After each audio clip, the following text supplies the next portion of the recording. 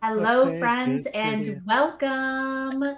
Mika is right. Today we are saving the city in this wonderful D&D game that is going to be raising funds for Doctors Without Borders, specifically their Palestinian relief efforts. Doctors Without Borders is an incredible organization who cares for people affected by conflict, disease, outbreaks, natural and human-made disasters, as well as exclusion from healthcare in more than 70 countries around the world. So we are thrilled that you have decided to share some time with us this evening as we raise funds for them and also kick off a 27-hour streamathon to support what I've just said. There are going to be 8 TTRPG charity streams in total that start right now and end tomorrow at 8:30 p.m. PDT. So be sure to leave your computers on if you're going to bed tonight or if you're starting your workday and just raid through, enjoy some incredible TTRPGs, and help us raise funds and awareness for Doctors Without Borders. Lastly, this is in collaboration with Free RPG Day happening on June 27th, which Doctors Without Borders is the charity partner for. Be sure you go in, check out Free RPG Day at your local gaming shop when it happens. With all of that being said, there's really fun ways that you can affect the game that we're going to be playing this evening. For a $10 donation or more, you can gift anyone on screen, I think, except for our DM. I don't know if he needs it. A reroll. Players, are you with me? I'm with you. Better if I don't have I it. don't think the GM needs Incredible. Same thing. For a $25 donation or more, you can gift anyone on screen, minus Andy, a nat 20 to just really help us out. I do want to include Andy in this one, though. For a $35 donation or more, you can gift anyone on screen, including our wonderful DM, a wild magic surge to really just make it pop. And cause some chaos into this probably already very chaotic game. For a $50 donation or more, this one really affects him. You can name his next NPC that he has to use. We're thinking fun names like Mr. Pee Pee Poo Poo, not names like Mr. Slur, Nick Slur Slur. You know what I'm saying? Let's keep it at least semi-decent. And finally, for a $100 donation or more, you can All gift my homies hate Mr. Slur McSlur Slur. as they should. For a donation of $100 or more, you can gift everyone on screen, all 6 of us, a wild magic surge. And so, whoever wants to do some really quick math, 6 times 35 is definitely less than $100. What a deal you are getting. As you'll see on screen and the Tiltify link if you clicked it, which is now pinned in both our Twitch and YouTube chat, we have a $300 matching gift from Bogus Cheesecake. Bogus Cheesecake is an incredible organization who not only sponsors our matching gift every single month for our TTRV charity streams here on this channel, but they also make really unique and fun TTRPG content. If you've heard of Hilarious or maybe the TTRPG Hell Whalers, he was involved in both of those. So be sure to check him out. I will be putting the link into the chat later. Gang, I have just spieled a lot at you.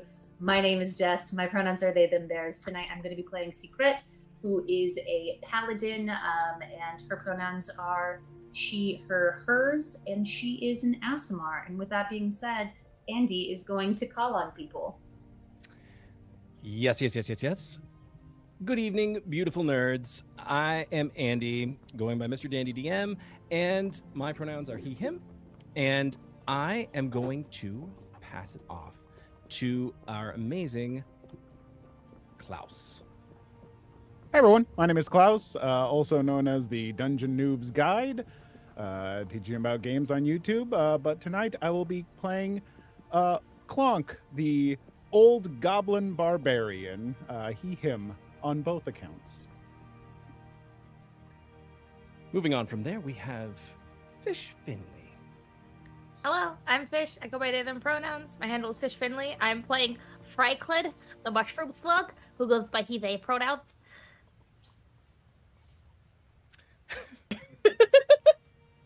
Yeah. Donate if you don't want Friclid to die.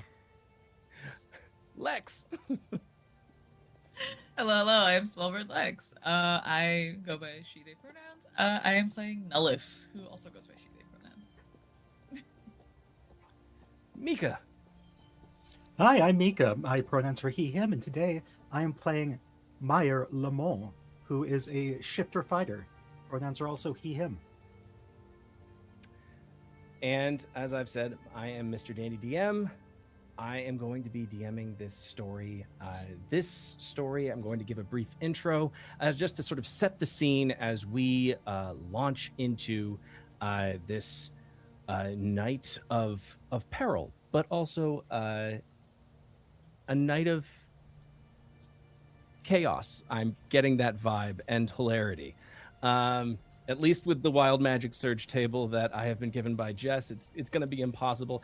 Who knows? There might be 3 frogs in a trench coat that show up, which would be what? But moving right along, I'm going to read this intro, and then we are going to launch right in.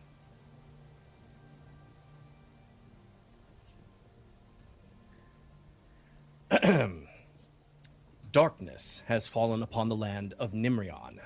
It is the year 665 post-cataclysm, and the world is not as it once was. In the long shadow of that ancient sundering, the lands have been broken and remade. Mountains vast and terrible rose where no mountains had stood before. The sylvan peoples, who walked beneath their silver leaves and starlit boughs, have forsaken their ancestral grove and gone into the northlands. The laughter of the Fae has faded from the glades. Some say the fair folk are gone from the world entirely. Others whisper that they remain, hidden beyond veil and thorn. For the age of man has come. Across Nimrion, wherever humankind sets its hand, stones rise. Cities swell behind walls of iron and ambition. Fleets darken the harbors and skies. Engines of war are forged in smoke and fire. The gods, too, have grown distant. Once their voices rang in temple halls and sacred groves. Once the faithful heard them in dreams, in thunder and in flame. But for centuries now, there has been only silence. Prayers rise into empty heavens and no answer returns. The dwarves, long ago, abandoned their gilded halls beneath the mountains. No longer do their great forges sing in the deep places of the world, but they instead have taken to the seas, becoming privateers, merchants and wanderers upon the wide waters. And in Ashkelon, where our story takes place, a jewel of the kingdom and capital city and the seat of its crown, a great wonder has vanished. The mighty tower of Durastir, holy temple of Bahamut, is gone. Where once it rose in splendor above the capital, there is now only absence, mystery, and dread. And that is where we will find our heroes on this day. We will start not in the city itself, but on the road just outside of it, heading towards the main gate with, correct me if I'm wrong, Fish, but there's a little bit of an ooze trail that follows from you. Not ooze. It's like spores. Looks a lot like glitter, just in a path where Franklin has been. Would you mind describing to our viewers what do they see, or what do they see when we imagine Franklin? Franklin is a mushroom slug. He is about as wide as he is tall. He is like 3.5 feet tall, and just like if you look at him from the side, he just looks like a square. He's a slug. He's got a mushroom kind of cap on his head, and his eyes are all over this cap. He's got just like the front 4 open because having too many more is a little overstimulating. So he just likes looking out the front 4. He's a little bit congested all the time, and he leaves this trail of mushroom spores / glitter in his wake as he's on this journey. He's got a very dark kind of bluish greenish exterior, and then the underside of him is kind of this tan, and then the top of his little mushroom cap is bright red with all the little white spots that are his eyeballs. As you are on this road towards the city, there is a shadow that falls over you, To your right is your traveling companion. They go by the name of Nullus. What do they look like, Lex? Nullus is a very intriguing looking Asimar. Very tall, about almost 6 foot without the horns. The horns that she does have emanate from her head and curl into themselves into a very interesting looking halo. Her skin is gray, almost void of color. Her hair is big, luxurious curls for no reason whatsoever. However big you just thought, double it. So much so, covers where you can only see her mouth with how much hair she has. She has long, slender limbs. Everything looks a little too long. She's wearing these dark purple draped robes. Very ornate, lots of trimming and beading. It looks like whoever made this robe put a lot of love and effort into it. And there's almost a weird glow about her, but it looks wrong. Whatever light would normally look like, it's almost reversed in a way. And she's just gliding by Franklin, politely reaching down to this very short individual whenever they speak together. Hi. Hello. Hello, dear friend Franklin. So tall. Franklin, I need you to give me give me an athletics check. Okay, it will behoove you to know that I have advantage on this, despite being who I am as a person. I love that. I love that the dice know what's up. I got an 11. You got an 11. Mm-hmm. As you are moving, you do look up, and it's like as you're talking with Nullus, you aren't paying the best attention to where you're going. And If I may, more specifically, Franklin doesn't look up as much as Franklin just closes their front four eyes and opens the two on the top of their head. it is at that point where you trod on well, I will allow them to describe who you trod on the foot of. Klaus, who does Franklin accidentally step on? Oh, Clonk is a short little goblin, maybe 2.5 foot tall. He is old and wrinkled and seems to have like dark green sunspots that are maybe just a little unusual for a goblin. Long, scraggly gray beard, wisps of gray hair kind of dancing along an otherwise bald head, and he's just covered in hammers. He's got little hammers strapped to his side. He's holding a fairly large war hammer with an ornate handle, and he's got an even bigger hammer strapped to his back. And yeah, I think upon having his foot stepped on, he'd just be like, "Oh, whoa, wait." Just to be so clear, Franklin doesn't have feet so much as he has foot. So it's less of that your foot's been stepped on and more that you've been run into by a wall of mushroom. More like a steamroller than a step. Yeah. That sounds like it hurts even more.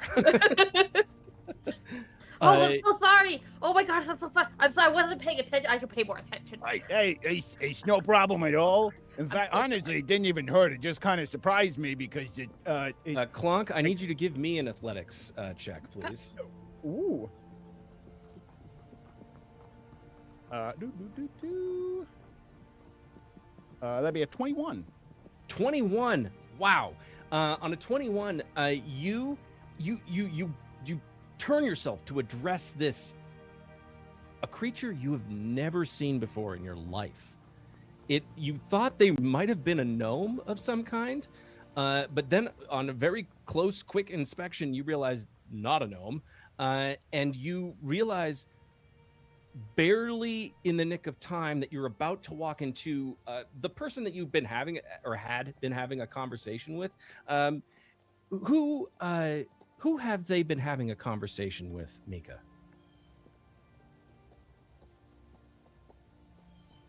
Yes, so they've been having a conversation with Meyer Lamont, who is a shifter, And so he mostly looks humanoid, a bit more olive skin, this mane of red hair, but he has some more canine features as well. His basically got fangs. His fingernails are a little longer, and he has very militaristic armor right now. And much like how Clonk has hammers all over him, Meyer has several axes attached to him, like a great axe on his back and then two hand axes like on either side. And he's just nodding along, just more or less happy to be there. Sort of, maybe. It's to be determined. This kerfuffle very adeptly avoided by Clonk because you, despite having your foot rolled on, you managed to sort of like, whoa, so sorry. And then it's at this point that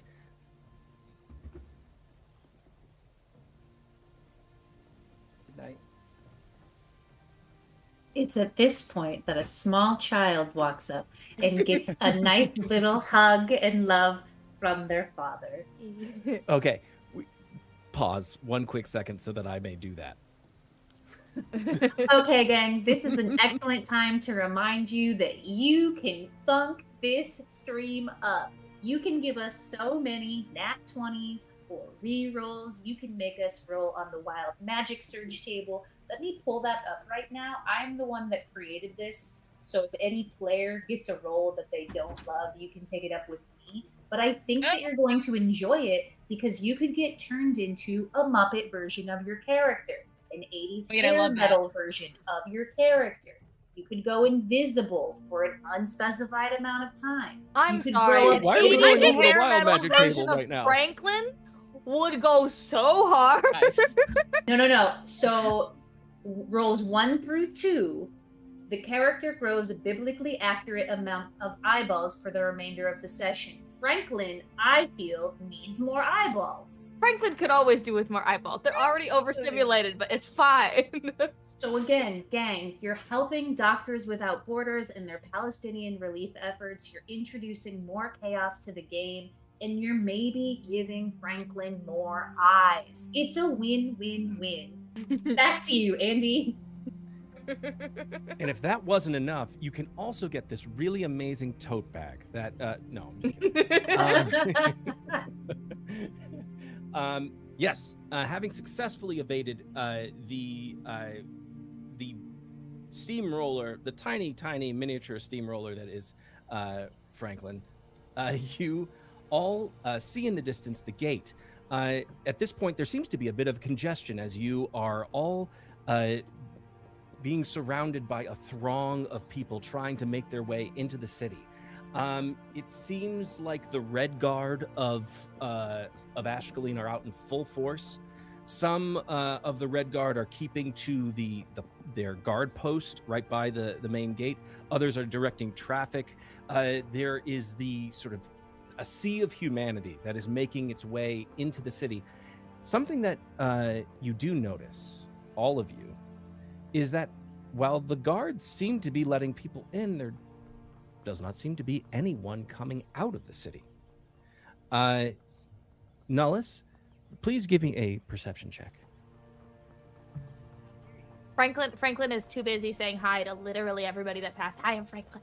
Hi, I'm Franklin. Hi, nice to meet you. I'm Franklin. Hello, I'm Silence, Franklin. gnome! And I don't think anybody's saying, oh. I'm sorry. I'm Franklin. 18? 18? Okay, excellent. In the distance, by the guard post, stepping from the shadows, you see a familiar face. Jess, what or who is the owner of this familiar face? Yeah, so you'll see Secret, who is an Asimar on the shorter side, but also fairly muscular. I'd say she's very stocky, very built. She has a dark purple kind of breastplate thing going on right here. I'm so sorry, gang. I am not describing this well, but it's beautiful. I wish that you could see What you're doing? what I see. With the beautiful purple breastplate, she also has kind of golden trim that shows off her abs. Again, she's very physically fit with a flowing skirt. On her back, not only are muscles, but also big, beautiful pair of almost black, but kind of brownish, beautiful wings. And she holds a short sword that faintly glows in the moonlight. She's got beautiful, long, flowing, blackish brown hair and some feathery ears. And she says, "Well, it's been too long since I've seen y'all. Goodness gracious. Are you messing with my friend?" The person that you're speaking to is a member of the Red Guard. He's completely mistook who Franklin is, assuming on very scant inspection that they are a gnome, but they are not. And they look down. Oh. Quite intriguing, isn't he? My apologies. I'm Franklin. Yes, you are. Do you? This is my flower. You have a flower. Yeah. Are you a pilgrim making your way to the Stariness district by any chance? Well, are you going to say anything about the? It's a very nice flower. I feel like you should compliment it. Where I'm from, you tend to compliment It's things. having bad dreams right now, but I'm working on it. Mhm. I didn't even Famous know for that. flowers. This Great. Red Guard is so flustered by the fact that they have mischaracterized Franklin and done it in a very public and annoying and embarrassing way that they sort of turn. They have red armor on, and their skin tone, they are human, begins to match that of their armor. And because not only did they do it in public, but they did it in front of not only one, but two paladins of Bahamut who are standing right next to them. My apologies. It's a lovely plant. No worries. My goodness, that is a very large collection of hammers. What's that? My clunkers. Yeah, they're pretty good. Just Are you going to compliment them? wanting to They're remind you really that you- nice. yes, weapons. We do not need to take them from you, but just as a reminder, please keep them sheathed or not out at all times when you are in the city limits. Oh, I gotta hang on to this one. This is part of my image. Do I need to have a weapon sheathed, or can I just not have weapons at all? You're Are weapons okay, like a Franklin. prerequisite for going in? No, please. Yes, you do not need to have weapons. It is at this point that as you are sort of looking past, he's sort of like trying to very hurriedly gesture you in through the gate. You see past him, Franklin, a sight that is truly stunning. As you get your first glimpse of the Starry Nest district, it is the religious quarter of Ashkaleen, and it is the place where the many temples of the gods are housed. They all seem to be all next to each other.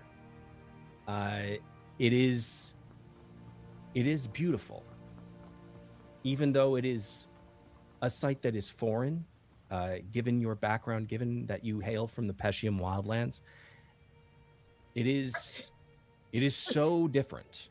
Franklin usually only has his front four eyes open because having more than that is a bit overstimulating for him, and he doesn't like having that much visual input.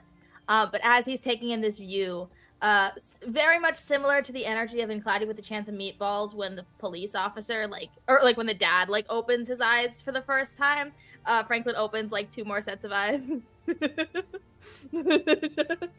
just to, absorb the view. While Oh, this man. is happening, We did just get a donation. Thank you, Jake. Wild magic for Franklin. I love that. Franklin, do you wish to use the wild magic at this point, or I would you think like to now hold is it in reserve? perfect. Franklin's Ooh. taking in the view. Franklin's experiencing like joy. I think that was Okay. perfect. Please roll on the wild magic table, and I can't. I'm honestly pretty psyched about the result of this. All right, that would be a 13. Oh God. Franklin's so excited about the view, isn't he? Isn't he so excited about the view? Huh.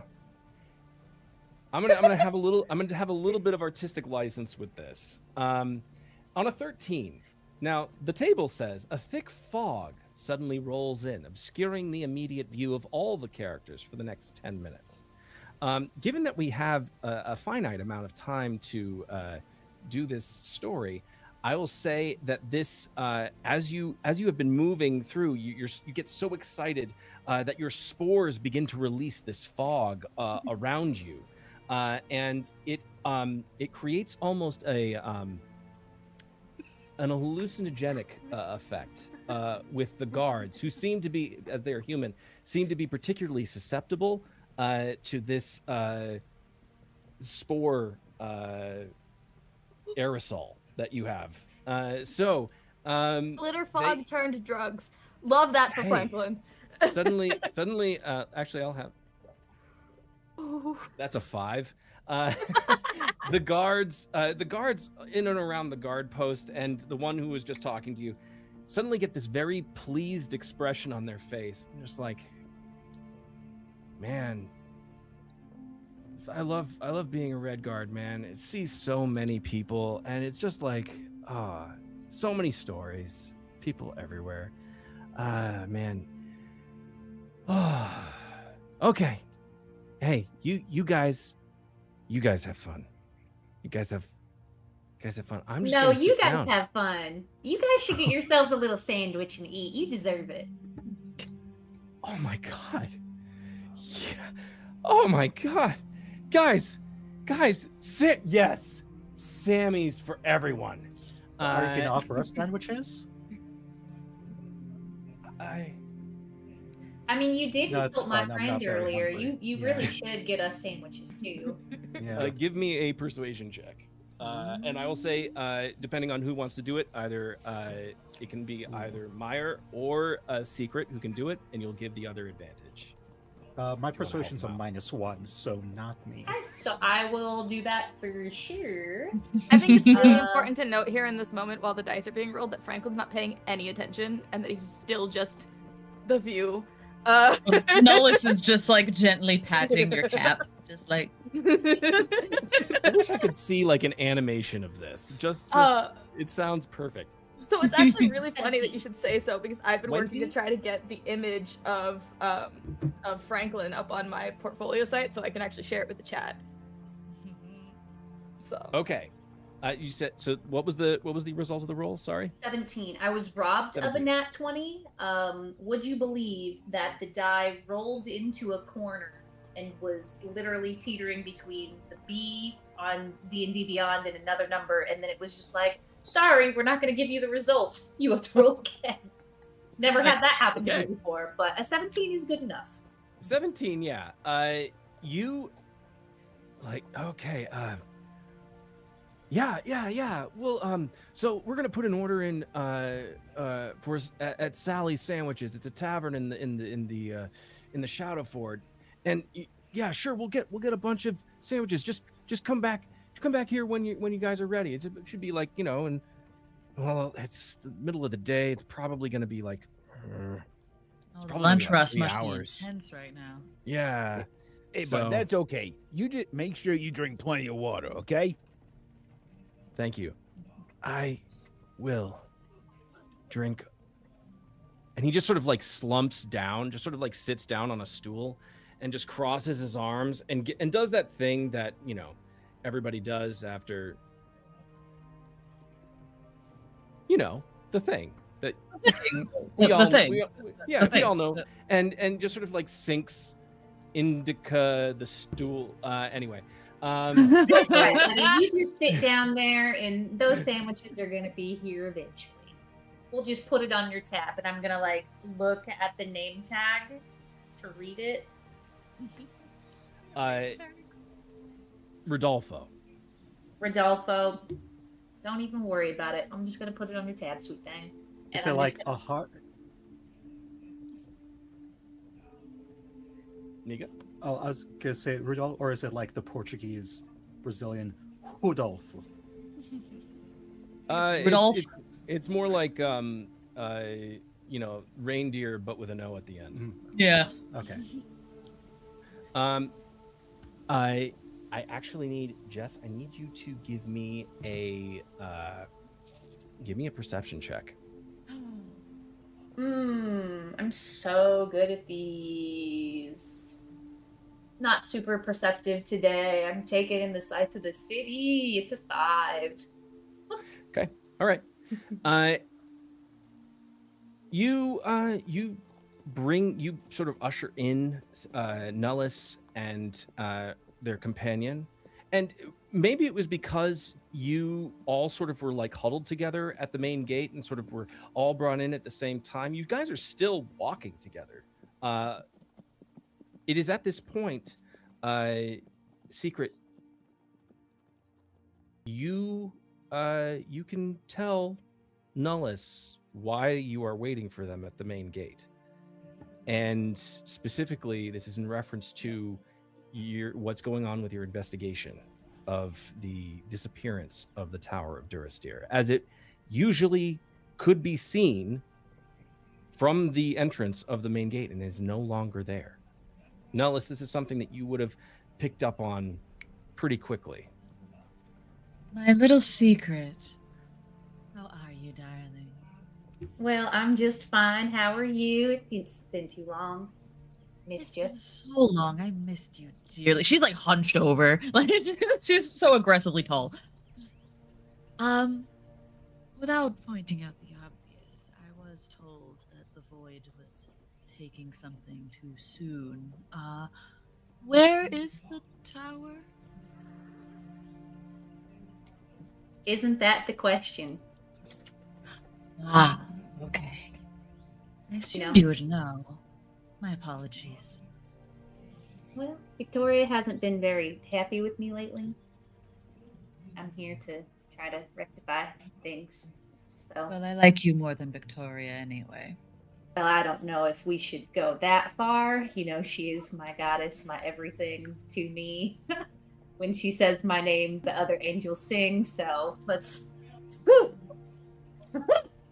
And like, I think my like wings start to like flap a little as you say that. Oh, it's so adorable. We all end up with the void anyway, but it's okay. Well, now this one, Franklin. Dearest Franklin, yes. Hi. I'm We only Franklin. met. Hello. Now, I like you. You're Thanks. really I fun. like you too. You seem really Yeah. nice. Oh, well, thank you so much. I have the most quirky little friends. This is honestly great. I love it. Well, Franklin is a sweetheart. we Aw, should thanks. definitely. Franklin has nightmares. Yeah, my flower's having bad dreams, so I'm here to fix it. Your flowers having bad Yes, dreams, and now you're famous. Here to fix it? Famously, in this world, flowers have dreams. Am I right, Well, fellow I mean people of this realm? that has to be what's wrong because that's the only thing that makes sense, you know. Of course. Meyer, as you enter the city, there's nothing immediately wrong around you that you perceive. But there's something in the air. There's a smell that seems to be in a city that seems to be thriving and full of life. There seems to be a vague scent of death. And Clonk, given your time in whether it is traveling throughout the realm and traveling and righting wrongs and fighting and dueling, and you also have seen and smelled death before, and it is way more palpable than you feel it should be.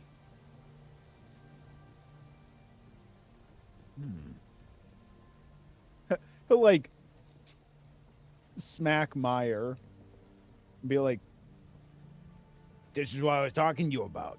When we met on the trail, I'm telling you and everything, there's something going on here. And sure enough, listen to these people. Somebody came and stole a tower. How many people does that take? I mean, carrying a tower, that gotta common? be at least 12 bad guys or something here, right? I'm telling you, this place needs a hero, and I keep telling you, that's me.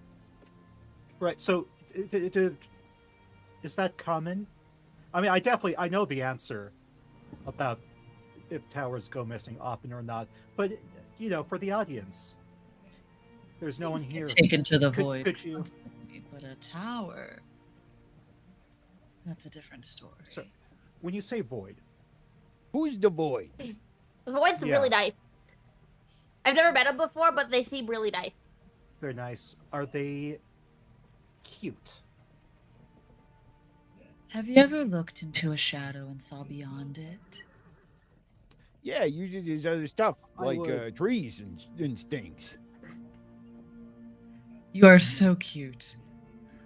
Ah, thank you. I'm No, a I'm little asking old if for the you, void though. is cute. We don't. I think the void is very attractive, but Secret, it is as you are making your way further into the city. There's throngs of people that are milling about.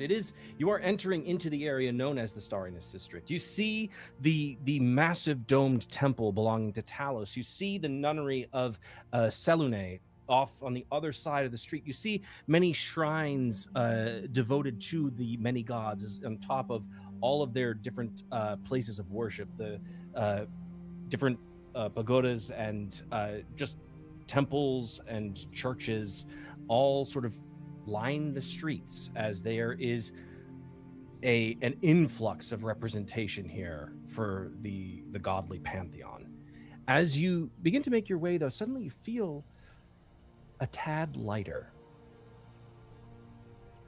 Like, because of Franklin? No.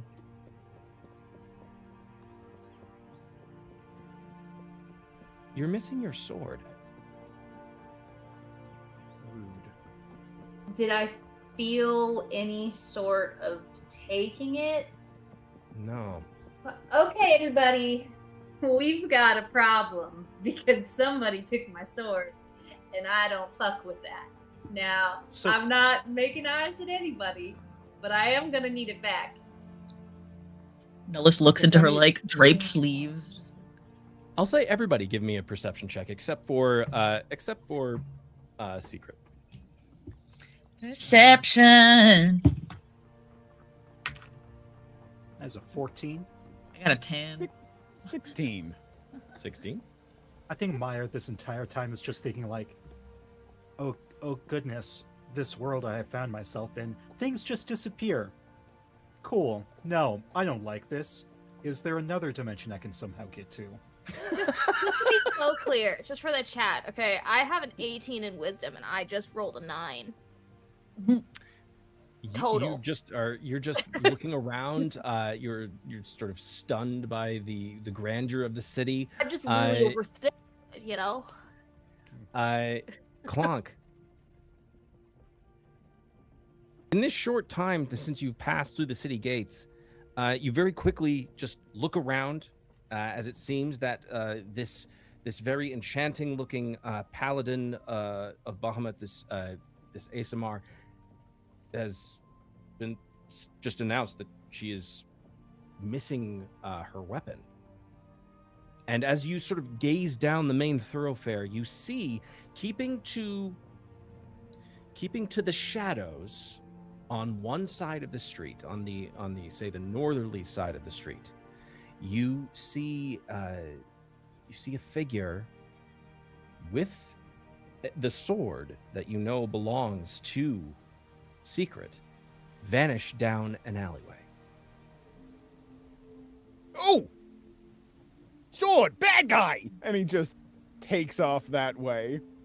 Like, delighted. You all hear Clonk just suddenly utter, "Sword, bad guy," and you immediately see him just sort of, this tiny little goblin suddenly scurry, just all hammer. Right behind him. Just No, don't leave me. Don't leave me. Chasing after. Dearest Franklin, are you coming? I think Franklin takes a beat to realize that everybody is leaving, and then goes, "Oh, bad guy," and starts like sliding along, leaving a trail, leaving a Just trail of bumming glitter along. in his wake.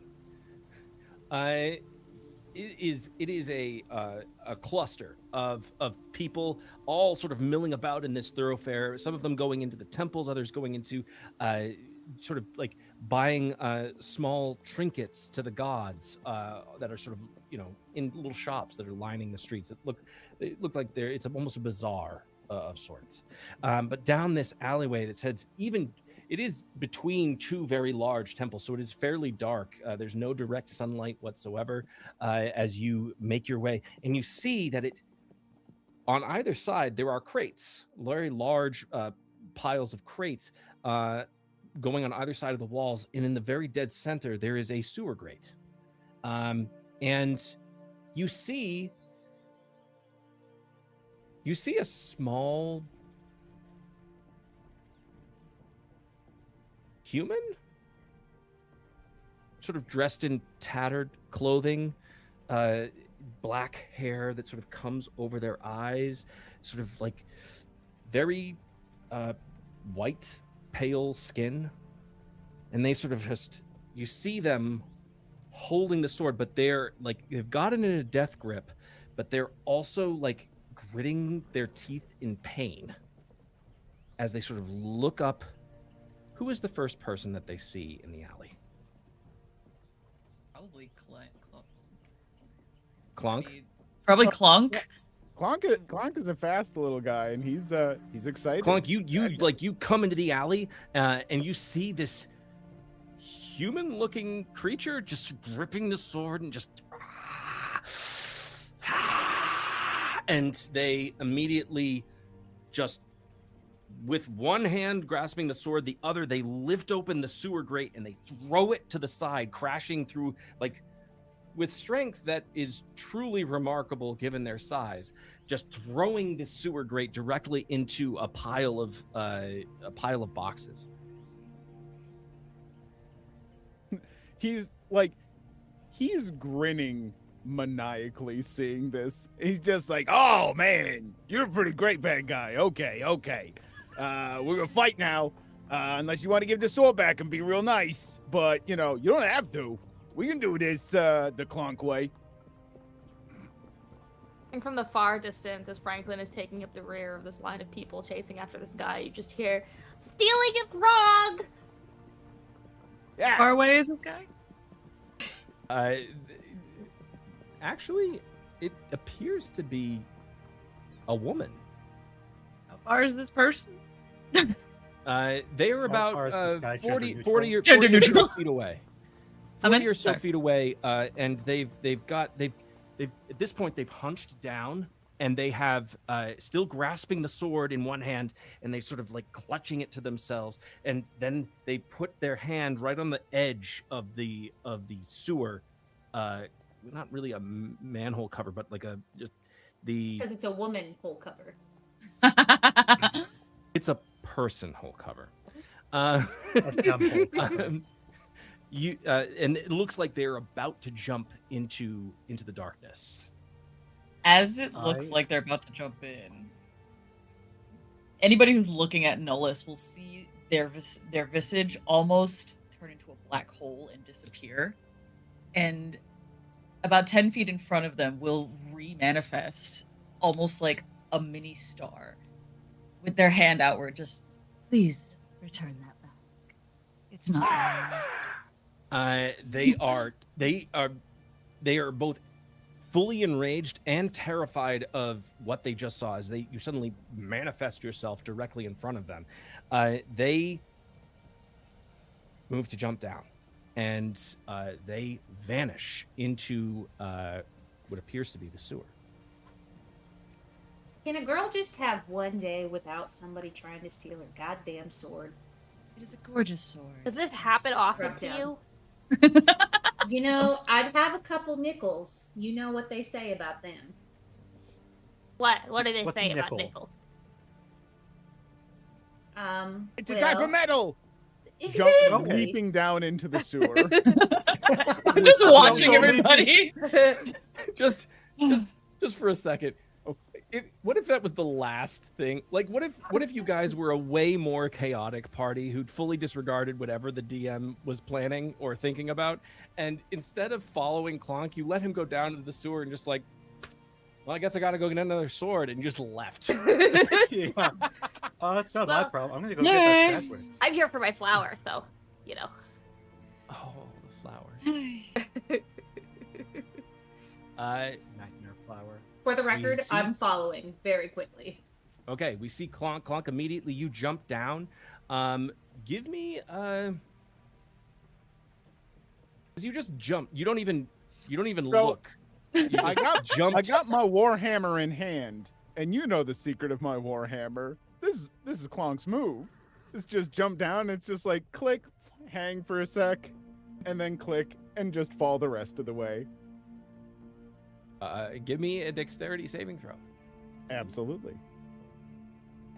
I think Franklin's gonna wait for everybody else to jump into this hole because Franklin does not want to jump anyway. Oh yeah, no. Nullis is waiting up with you. 14. Oh, a 14. You look before you leap, and you realize that it's about a 30-foot drop down into the sewer. And you very quickly realize it, and as you do, as you're falling into the darkness, the light from the sky above illuminates the fact that there's a ladder that descends down this way as well, and you're able to sort of like hook your hammer into one of the rungs of the ladder and not fall the full distance. Oh no, that's what he wants to fall most of the distance. But as I Let's do a discussed, superhero landing. the handle of my hammer is an immovable rod that I can just click the button and it freezes in space. So Clonk is just like click, click, click, click, click, like chick, chick, chick. Basically sort of double jumping his way down, but not a jump. This is what we call in video games a cheat code. Yeah. Yeah, you safely make your way down. Your hammer activating and deactivating as you go all the way down until you are a sufficient distance down so you will not take any fall damage. Is anyone else using the ladder? Dearest Franklin, would you like me to carry you down? And just like pulls out a terrifying looking mage hand of like black hole and light. I don't know if that can lift me, and also ladder is not really my forte. Looks at the lack of feet. I just I kind of genuinely thought you were gonna say ladders aren't real. Ladders aren't real. Jump on down! I got you! Don't jump. No. Are you? Nope. No, I probably got you just fine! Would you like me to push you No. down? God. Okay, here's the thing. Fish knows this is a bad idea. Franklin does not. Franklin is incredibly trusting and has just heard someone go, "I'll catch you." And Oh, Franklin jeez. goes, "Okay." And will, in fact, full force just thunk into this hole. Really hoping a strength saving throw comes into play. I need you to give me a strength saving throw. Oh boy. I'll That's say 18. you'll be able to roll the strength saving throw at an advantage if Franklin decides to do this fall with any kind of athletic prowess. As they fall into the dark. Hi. Or are they just I'm just like Franklin. swan diving in? No, Franklin's Franklin's just gonna like literally like the same energy of like when a Tom and Jerry character goes off a cliff and then just goes straight down Christ. directly vertically. That's Franklin just goes. Okay. Give me that strength saving throw. I got 18. Oh, great.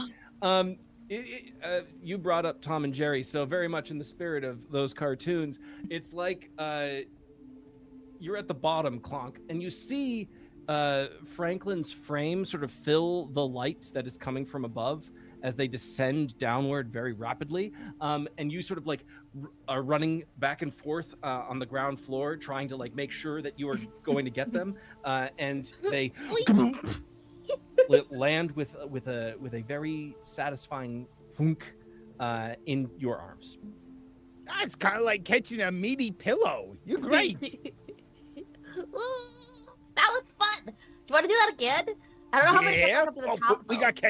We got catch a person first, but we're gonna do that again. Right, we gotta stop the thief. Stealing is wrong. Yeah. Little do they know that one of the popular pastimes in Ashkelon is jumping into sewers. So, Would you like It's me a to carry you down, Meyer? who were you speaking to, Nellis? Meyer? Oh, Meyer. Meyer, Oh, are you sorry, going to what allow was- Nellis to carry you down? Nellis looked at you and just crouched down. Would you like me to carry you down? I mean, sure. And Meyer's going to, if you'll allow me, GM. Technically, it's only like in battle for 1 minute I gain like kind of shifter abilities, but like OG shifter, they could turn into an animal. So only let me just kind of turn into a fox I'll allow to be it. carried Oh. down. Yeah, Meyer just kind of turns into a little fox guy. It's like, Immediately okay. scritches behind the ears with her like talon Ah. claws, just like. Oh, okay, that's nice. Oh, Okay. And she steps over the person hole, and sort of again like a cartoon. She's standing over the opening, and it's just she slowly glides down, like Galinda in a bubble. Just Secret, you are the last person down? Are you also getting there in similar fashion, or are you First one down. just She using the dived ladder? I thought Secret went down first. Yeah, I thought that I had went down way before most other people. But it Oh, was apologies. totally fine. It was a hop and getting to this person as quickly as possible, using my wings kind of as a float down when I think I need it. Got it. You all descend into the darkness. How many of you have dark vision?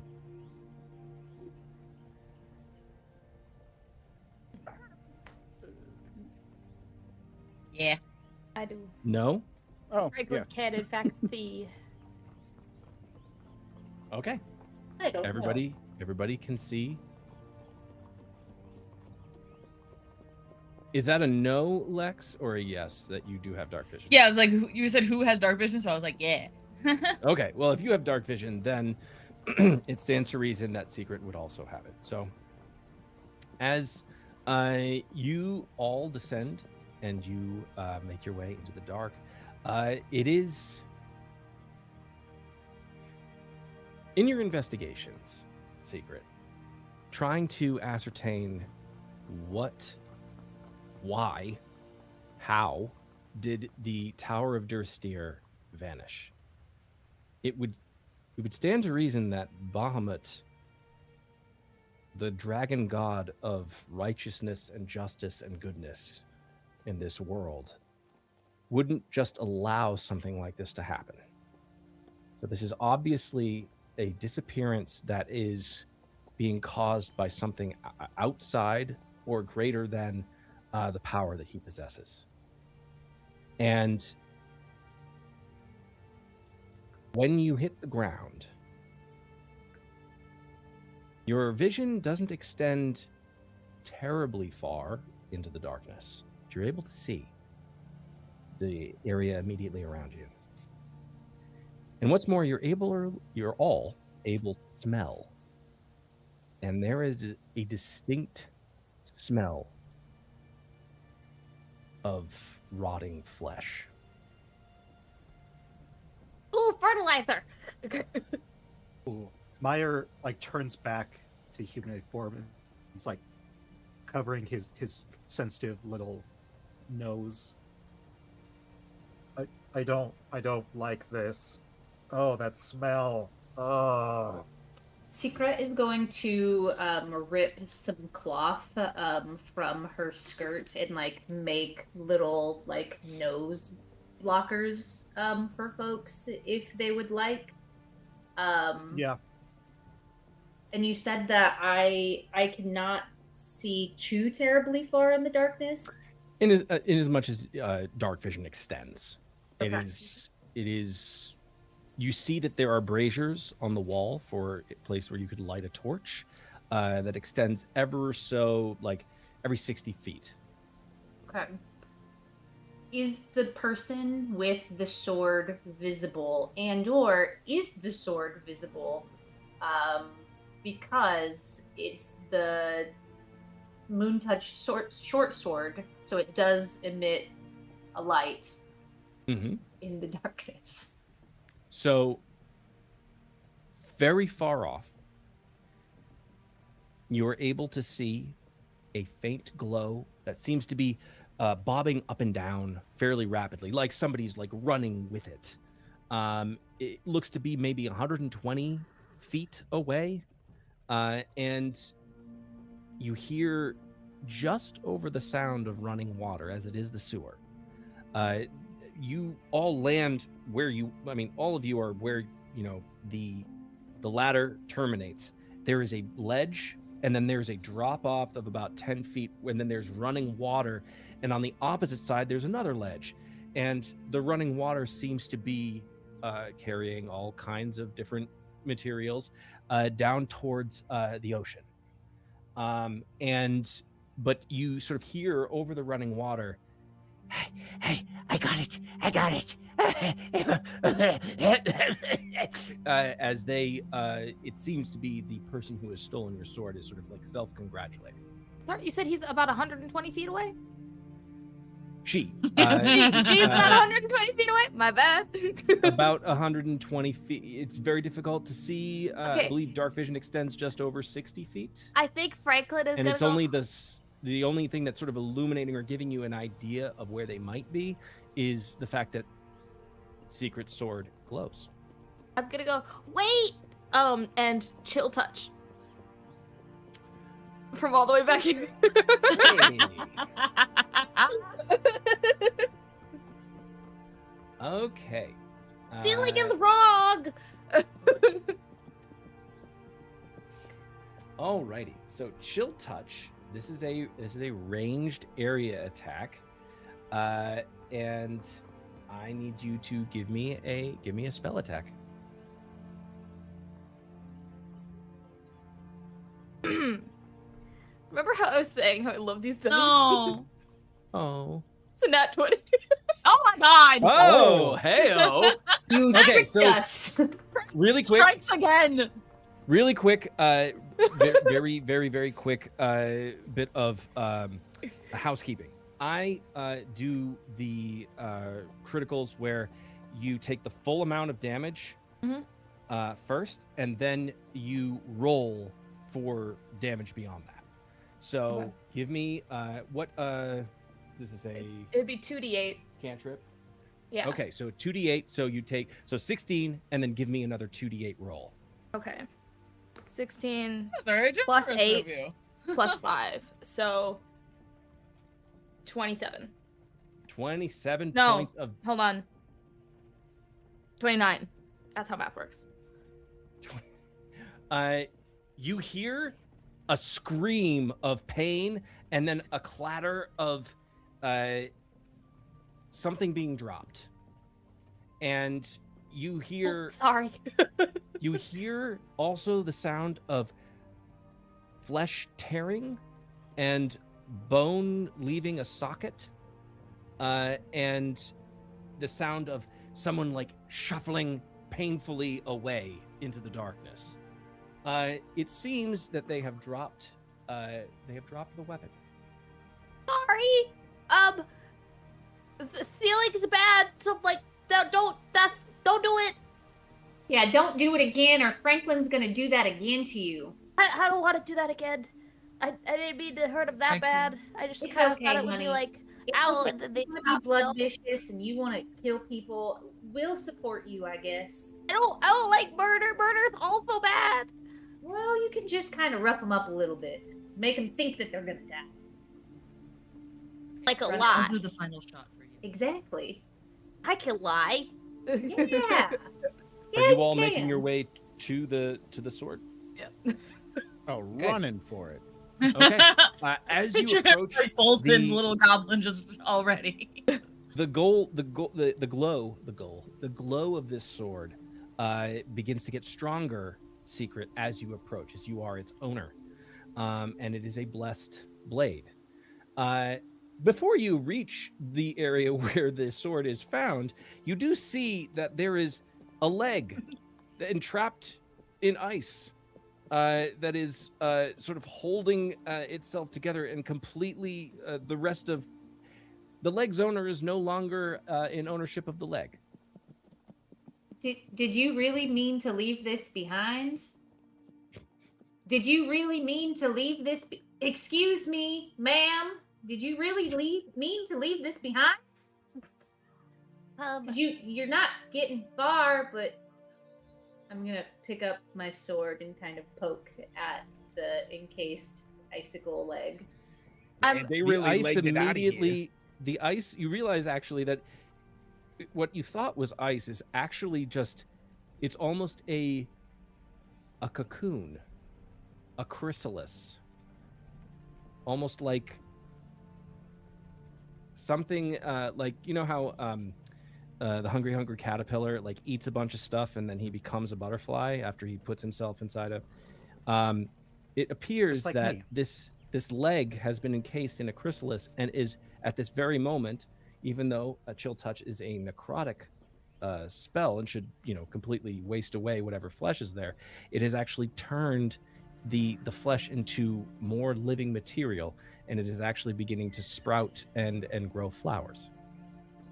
Look, so I know I have the one leg, but most of y'all need both your legs, right? Like running is like a 2-leg skill. I think I could probably figure it out with one. I've seen people run with Basically, zero. I'm asking if this was important. Probably. Franklin, you're an amazing gardener. I didn't know you could grow from human limbs. I mean, I use a lot of different things for fertilizer. I don't think I've ever used the person's leg before. Is this another? No, this is yep, so common in this. No, this is World. weird. Okay. Yeah, no, that's what I actually- meant to say. Actually, Meyer, give me a perception check. Perception. Disgrace. That's a 12. So as you're looking down at this necrotized flower leg, a sentence that I was my never thought nickname I in would utter college. ever. That was your nickname in college. I knew it was coming. I couldn't tell you when it was going to happen, but I knew it was going to happen. Anyway, the thing that you recognize is that the flesh looks like it was dead flesh before it was separated from the body.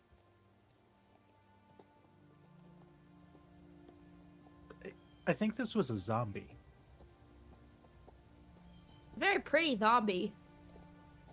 I mean, zombies can be pretty. I mean, I wasn't saying that was if they're weird. Freshly. Are you turned, saying that was weird?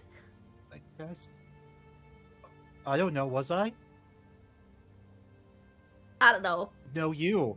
I'm definitely fine. Oh, I'm the normalist Oh, here. did I okay? did I say Things that? I'm so are sorry. fine. Things are fine. Oh god, I just got here. I don't know. I escaped one thing and stumbled into another. It's fine. It's fine. Do my breathing exercises. Well, I can help. You just go. Clonk, what are you Inhale, doing? You inhale and then you outhale. Clonk is like looking hit at the his leg, head. like poking at it.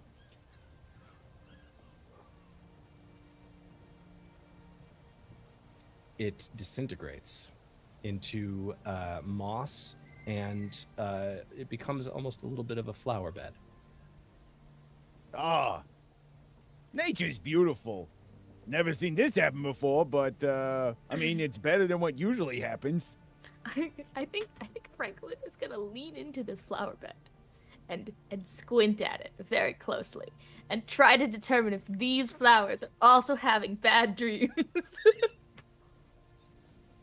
Franklin, They actually, despite I the gotta environment, tell you. they seem to be having some very decent dreams right now, having just freshly been birthed into the world. Franklin holds out their little flower to it, just goes, ah, this is not the answer. Darn it.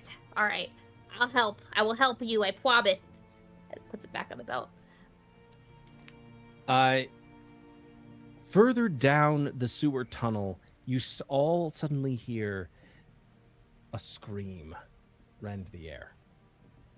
This singular scream is then followed by multiple. I don't think we should go check that one out too. Oh, they probably Oh. realized they lost their leg. Honey, I think they realized that a long time ago. But better go. Maybe we don't run this time though, right? Maybe we We be sneak a little. careful. Yeah. Yeah. Sneak a little. I could be sneaky. Can you? I could be so sneaky. Do you want to lead the sneak? I can. Are you asking me to lead the? No one's ever asked me to lead the sneak before. I can lead the sneak. Nothing would make me happier than you leading the sneak right now. I think Franklin goes up to you and gives you a hug. Is Franklin still emitting the gas? So Franklin No. isn't emitting the gas so much as they are just leaving a trail of glitter in their wake. So like they give you a hug and they let go and you've just got like glitter. In the Spores. size and shape of Franklin. I love it. Yes, This is yes. great. It's like Excellent. You always need a little bit more glow in your life. so yeah, Franklin's gonna attempt to be a leader. Okay. Sneaky leader. Is everybody trying to sneak? Yeah. I'm gonna try and not succeed because I have disadvantage on stealth. Okay. Everybody give me a stealth check. Nullus just naturally glides silently and terrifyingly, but So that's a natty 1. oh, We do have a reroll specifically donated to you, Mika. Make my reroll. Do I, because it's disadvantage, do I reroll the disadvantage? I'll allow you because it is. I will give an enhanced blessing because this was a gift donated to you. You can roll a straight roll. You do not have to roll a disadvantage. aw. Yes.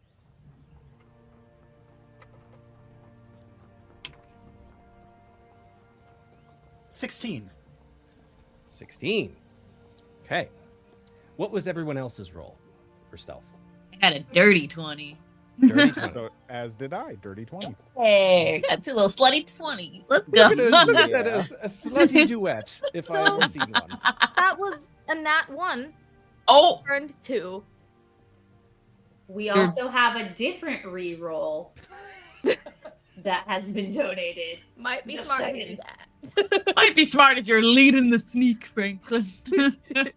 I rolled a 17. And then Phew, Brett got a okay. 15. Hell yeah. You all begin to make your way through the dank depths of this sewer. Tank. You may not know the exact layout of the sewers, Secret and Nullus, but you know that they are extensive. This city has been built in such a way where there is plumbing of a sort, and there is water that runs off of the river. To keep us safe, I have proficiency in cartography tools. So can I just draw a little map as we walk around? Yes. Definitely. Yes. So as you're moving along, are you just sort of give me the order of the party right now? Franklin, I'm assuming you are first. Oh, I'm so Followed in by- the front. Yep. Followed by I'm assuming Nullus. Nose wants to be as Okay. close to Franklin as possible at all times, unless creepy reason. Who follows after Nellis? I'm in the back. You're in the very back. Okay. Yep. So after Nellis, Then we'll Meyer is say- right in front Okay.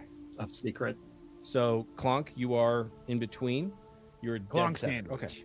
The tactical smart advantage of being surrounded.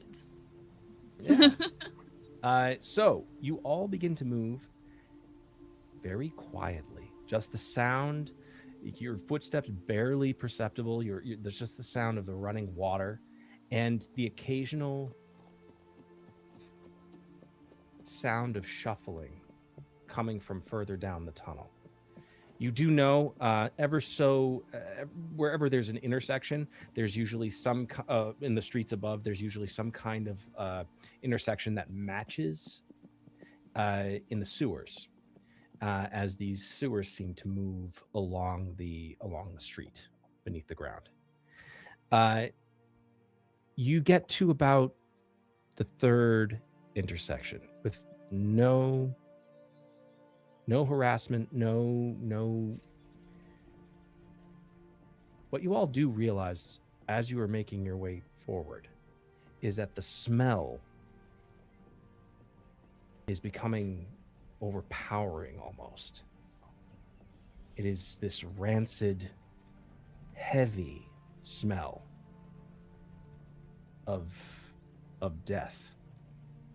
It is, which at this point, I would say maybe with the exception of Franklin, you all have seen to some degree, but this smells different. It's almost, there's an evilness to it, and a horrid taste sort of fills your mouth as you begin to move forward. I think this entire time that Franklin's been proceeding forwards, they have this kind of bounce in their step as if they're in their head singing, "Ain't nothing gonna break my stride, ain't nothing gonna slow." So they're just fully in their own head and they're not really clocking the severity of this smell in the way that everybody else is. Excellent. As you make your way past that third intersection, you see the faintest trail on this pathway that sort of is abutting the river, or this, not really river, but the stream that is next to you. You see a blood trail or drag marks of where this creature that you've been following, hunting, is making their way as well.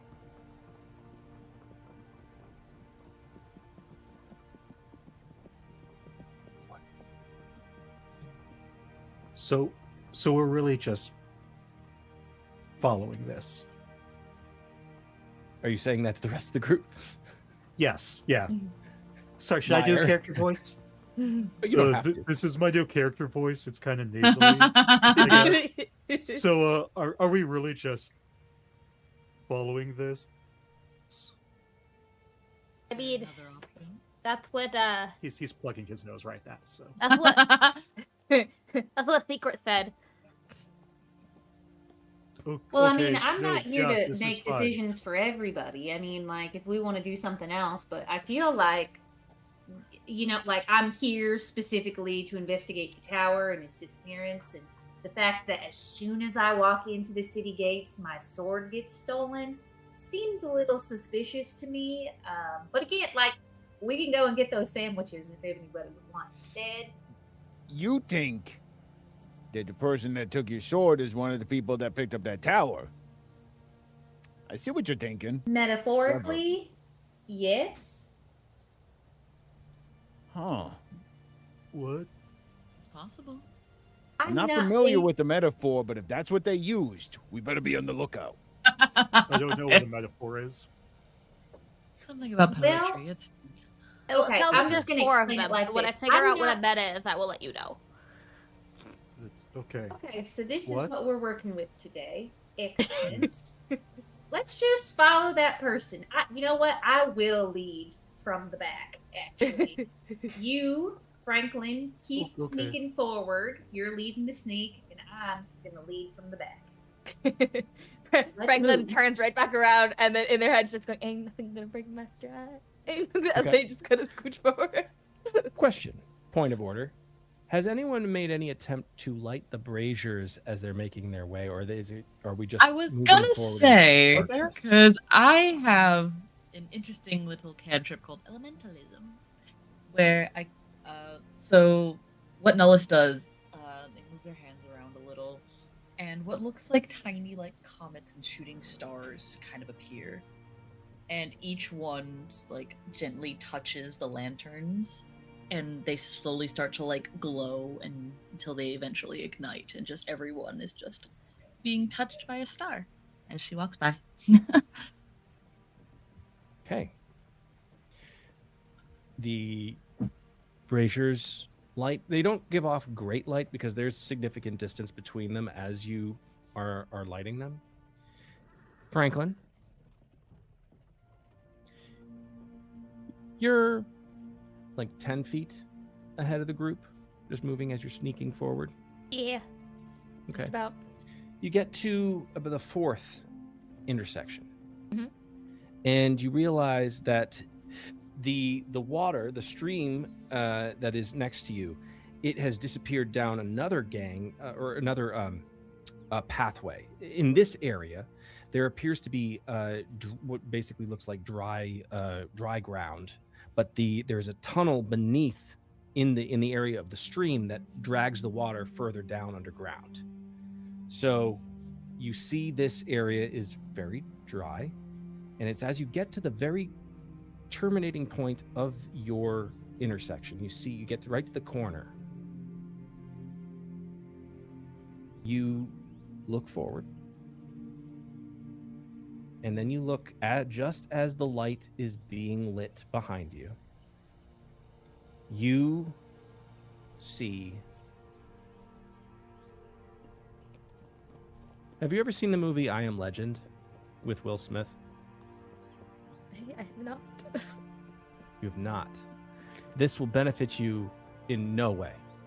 But for everybody else who has seen, there's a scene in that movie where Will Smith is in a dark building, almost pitch black, and he has a light, and he's turning it on and turning it off. And the reason he's doing that is because there's something in the building that reacts to light and heat.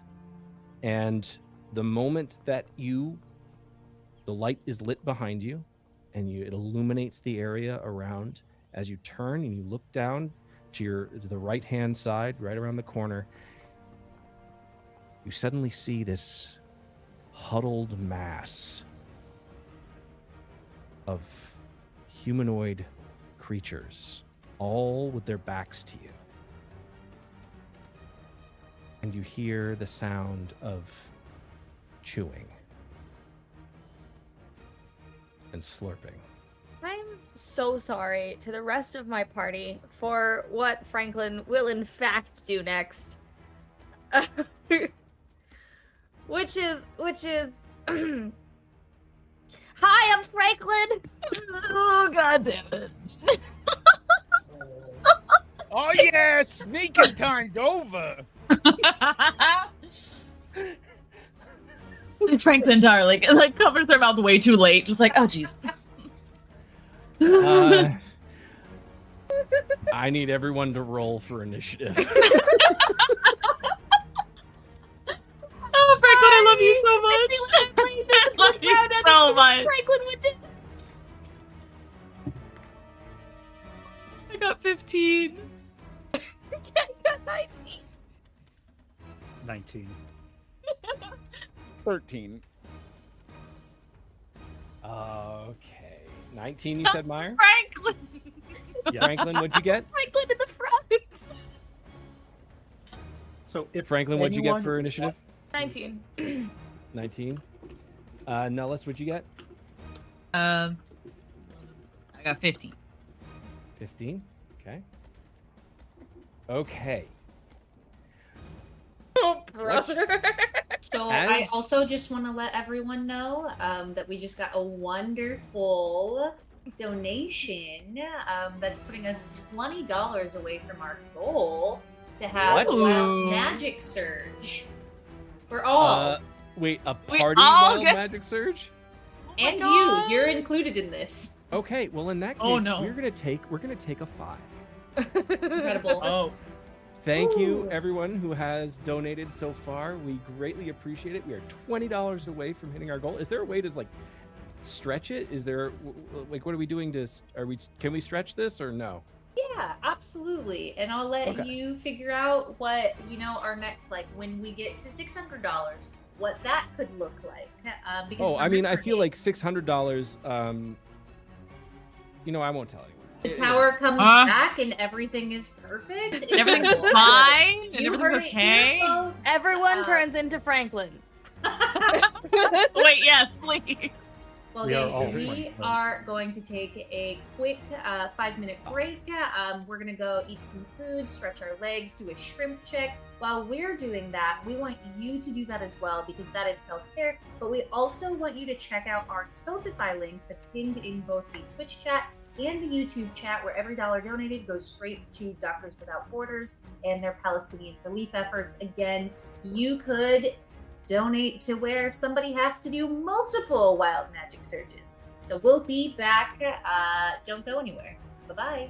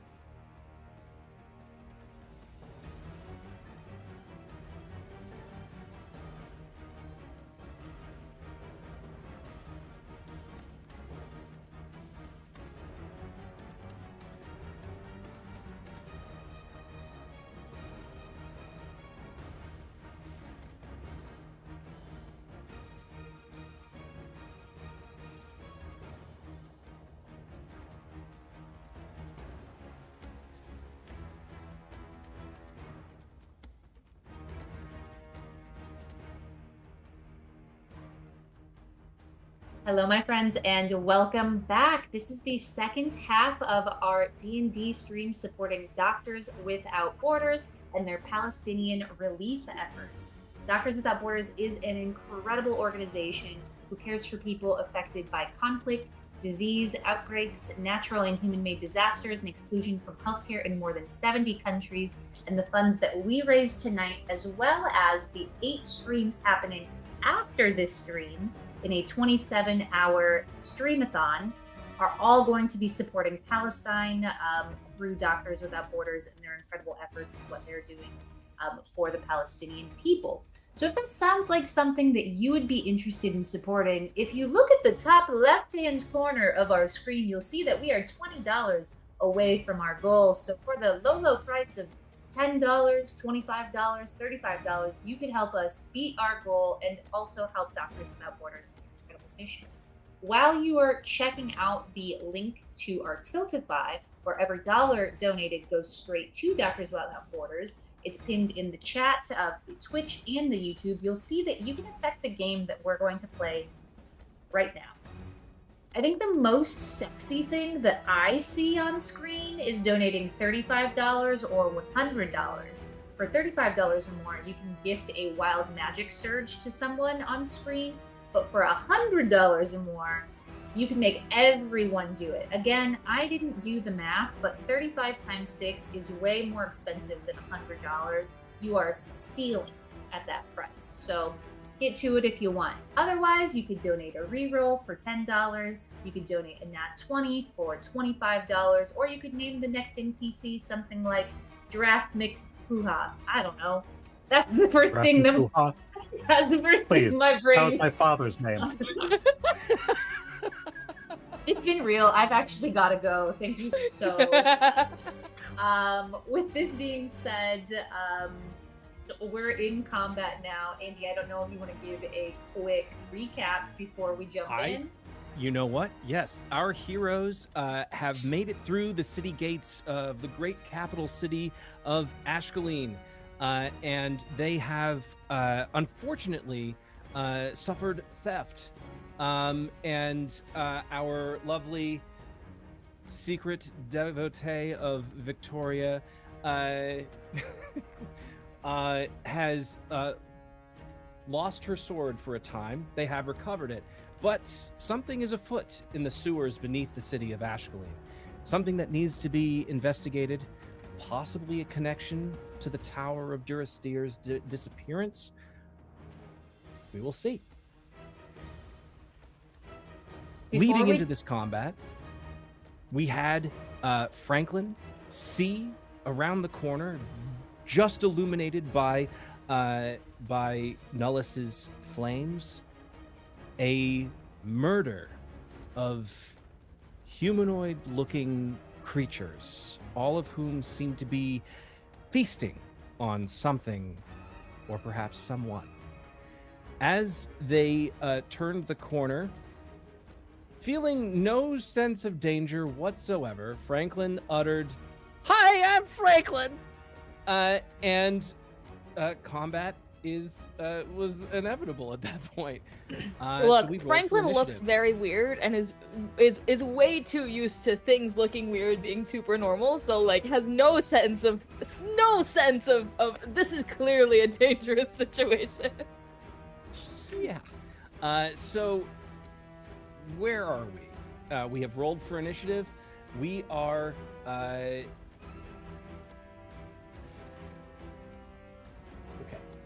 There we go. Before we get to any person in the round, something has happened. Out of game, somebody has donated a very large sum of money, or a series of very large sums of money, that has brought us within $20 of our goal of 500. That is huge, and as such, a momentous donation like that deserves a momentous moment in this game. Franklin, where is your flower? It's in a little pot hooked to my belt loop. Okay, as you say the words, "Hi, I'm Franklin," you feel like almost like your flower knows that you're in danger, whereas you did not seem to know that. You feel a vibration, like almost like an exhalation of breath from your flower, as suddenly the air around you all is filled with spores. Not dissimilar to the spores that you all saw back at the city gate, but they're glowing. They're yellow and gold, different variations of those colors.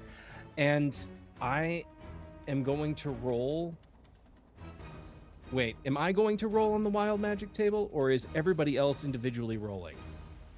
I think we all should roll, and then you look it up. Okay. Yeah. Okie dokie.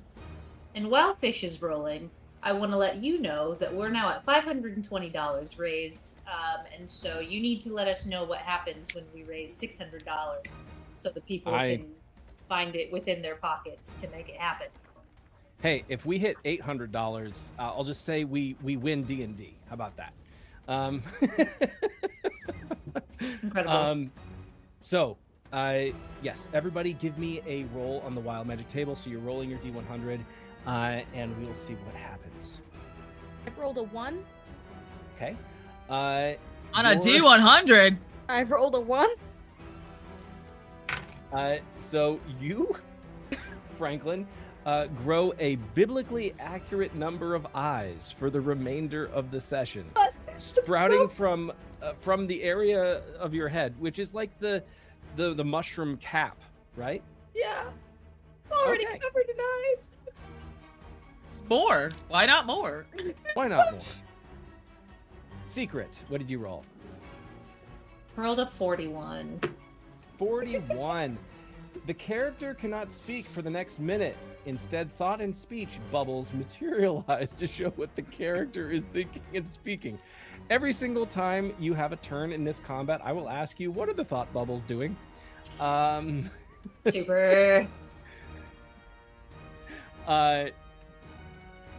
Nullus, what is your roll? I got a 73. 73. The character gains telepathy with a character of their choosing that they can see for the next 20 minutes. Who are you gaining telepathy with? I feel like she would pick Franklin. Ain't nothing gonna fix. Oh my god. Tune into the radio this station, song is now homie. canon in the Odromiaverse. It was meant to be.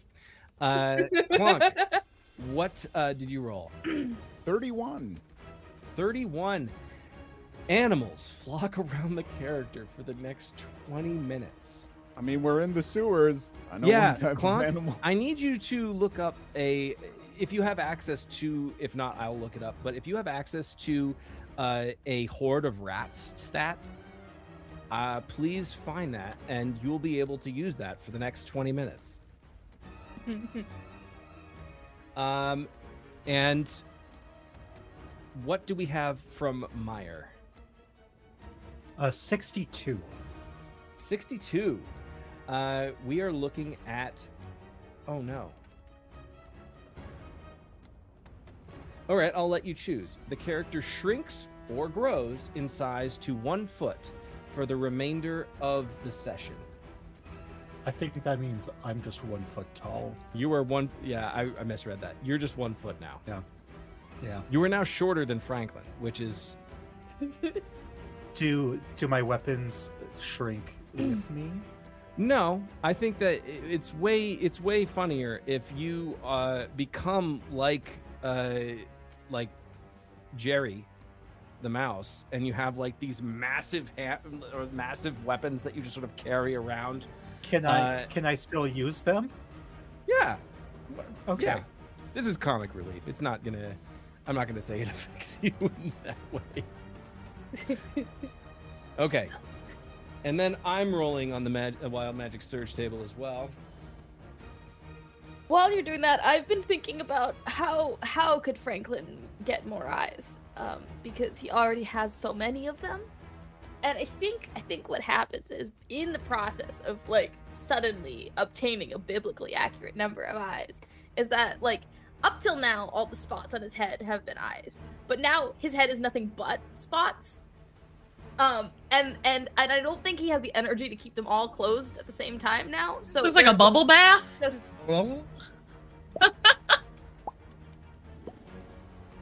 just opening on his head.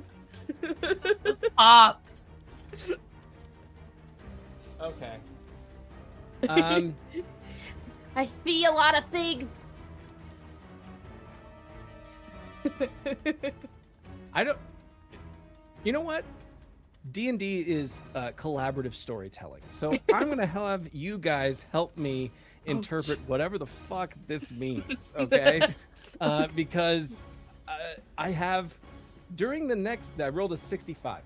During the next tense situation, the character goes through a magical girl transformation. I'm sorry, have you never seen Sailor Moon, Andy? I have, Yeah. but I'm trying to figure out how it. Do all the like, zombies pertains- go through a magical? Man, yeah, I was gonna say. I the think in creatures- this case, the zombies are the character here that need to go through Okay, the magical okay, girl okay. transformation. Yeah. First things first, none of them are zombies.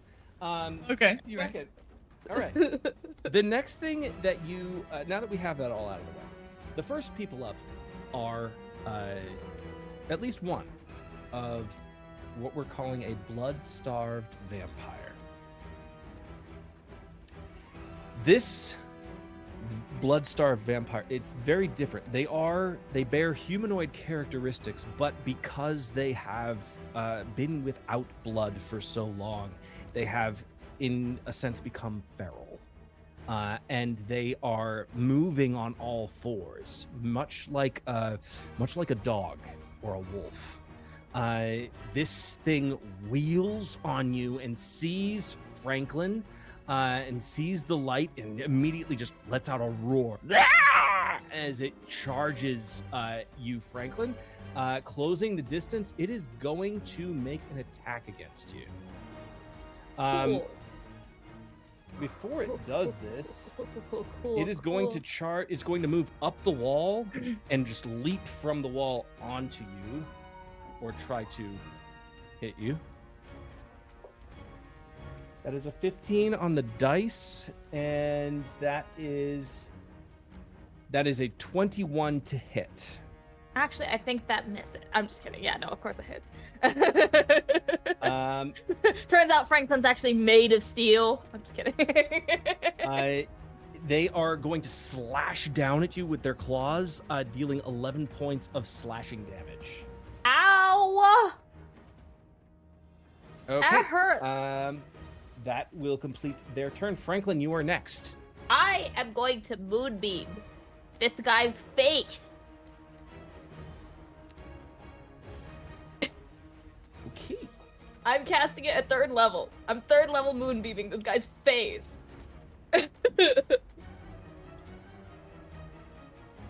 Very well. 5-foot cylinder just on his face. Silvery beam of pale light shines down in a 5-foot radius until the spell ends. When a creature enters the spell, or it is in the spell, it's engulfed in flames.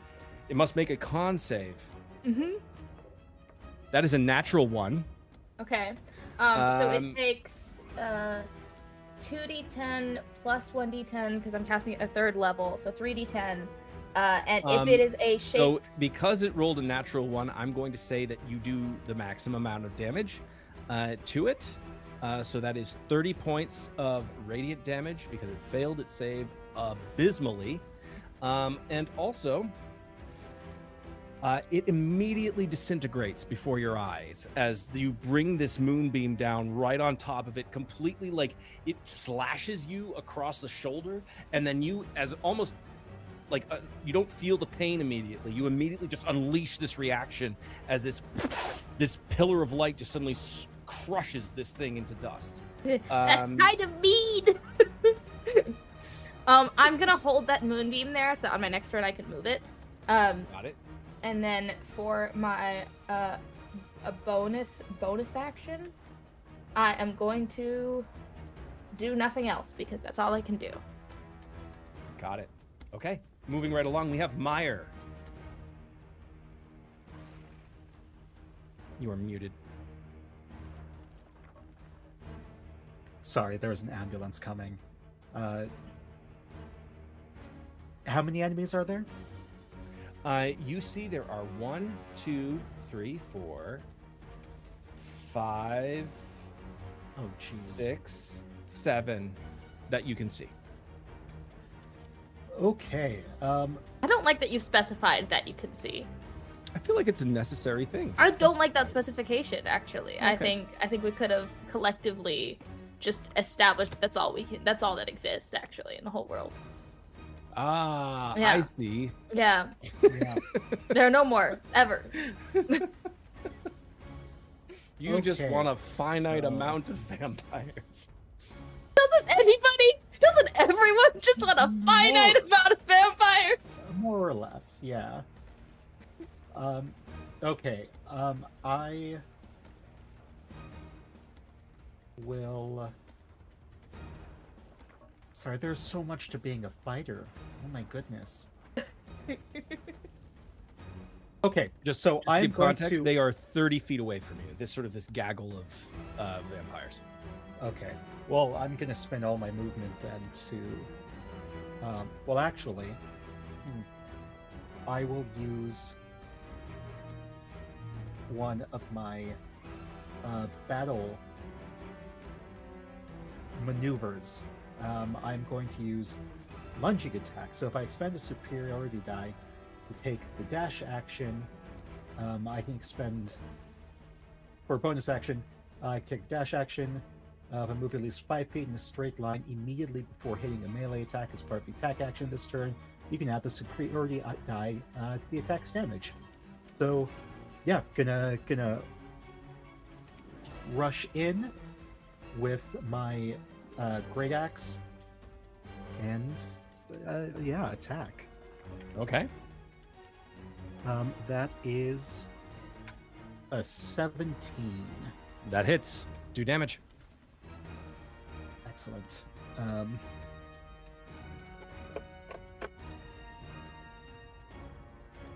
That is 14.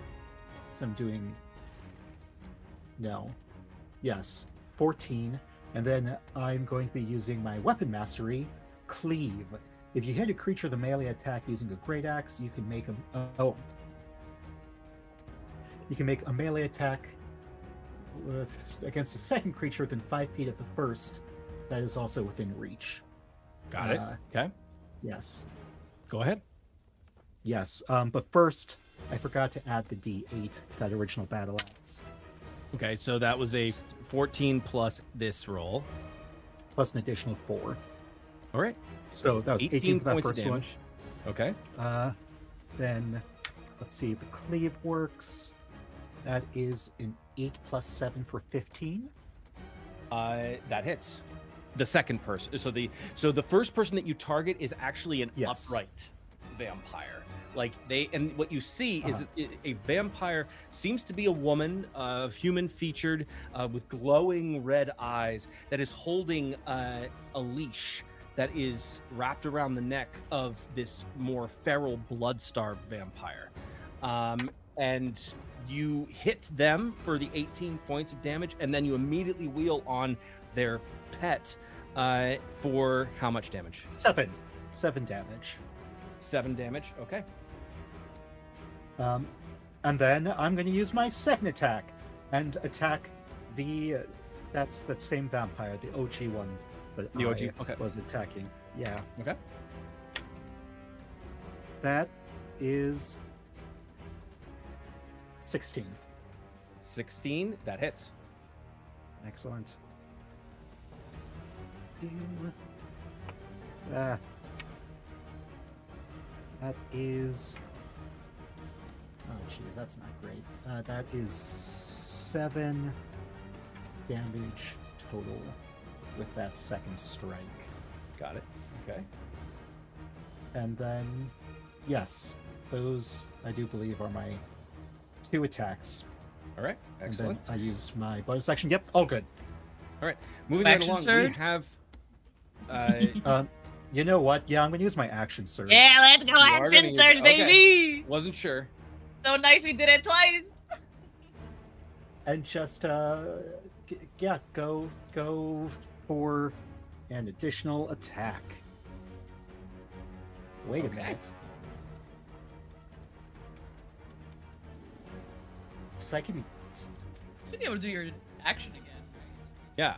right? Yeah, yes, and I action. think if I attack one attack action, that gives me 2 attacks. Yeah. Whenever you take the attack action. Yeah, cool. So that's 2 more attacks. Yeah. All right. Let me. My Nice, we lighting did is it twice. terrible right now. Yes. We're okay. locking in. There we go. Now I can see. So that's a 15 plus 7 for the first one. Definitely hits. This is to the OG one or the pet? Yes, for the OG one. Okay. Uh, Hitting the pet or hitting the OG one. Okay. Yes, that's 12 plus 4 for 16 damage. 16. Okay. And then one more attack. That one does not hit. That's a 2 plus 7 for 9. No, unfortunately, no. But that's okay. Now my turn is over.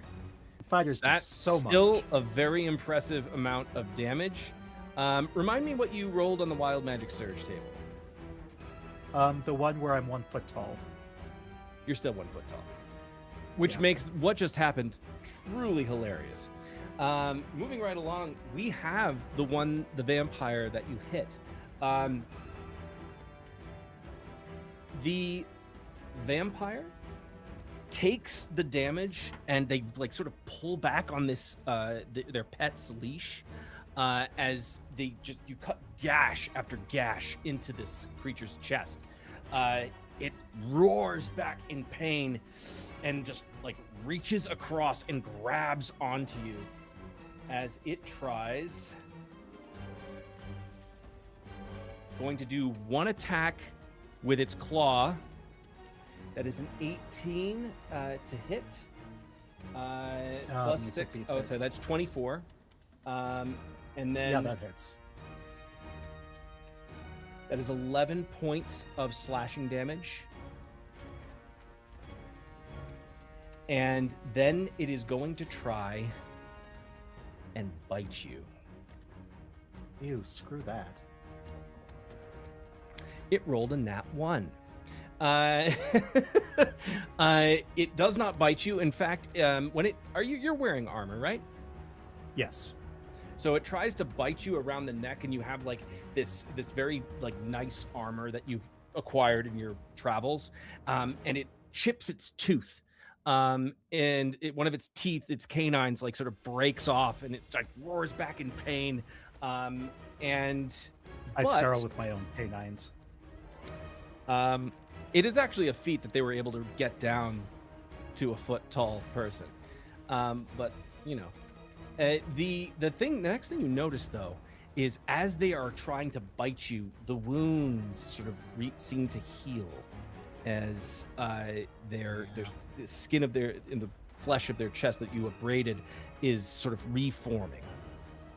Boo. Classical vampire regeneration. Okay. That will bring up its pet. The pet is going to also try to bite you. That is a 12 to hit. Okay. And that's that. Moving right along, Nullus, it is your turn. How many do we see in front of us? So the one that was just so we had one that was just disintegrated. So we actually have only 1, 2, 3, 4, 5, 6, 7. More than I want. All right.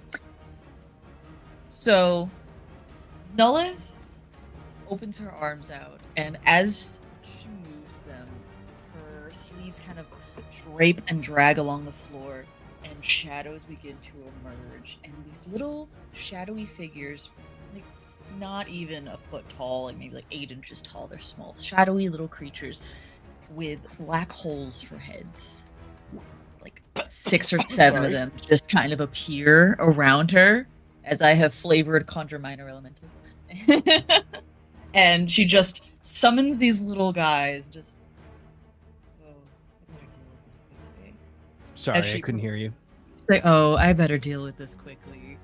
And she just prepares for her next move because she needs to cast a spell, and you can't do 2 spells in 1 turn, so I gotta wait for my next turn.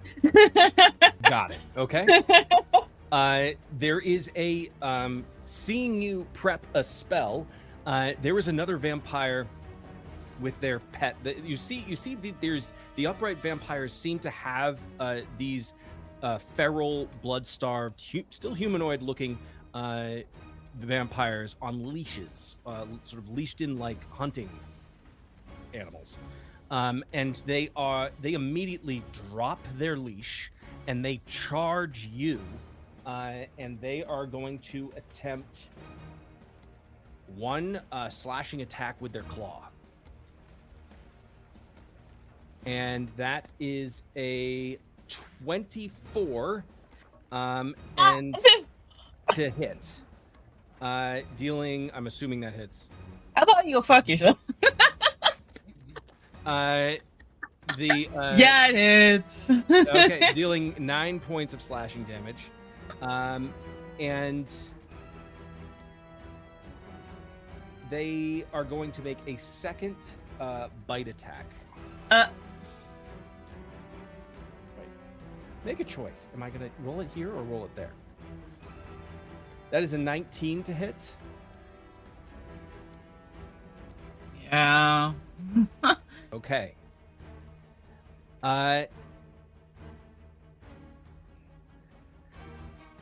Even though the Tower of Durastir is not present here, and even though Bahamut seems to not have a presence here in this moment, the bite, as it pierces your flesh, does break the skin, does like bite into you, but does not seem to infect you with the other thing that comes from it. Dealing just 16 points of damage. Just 16.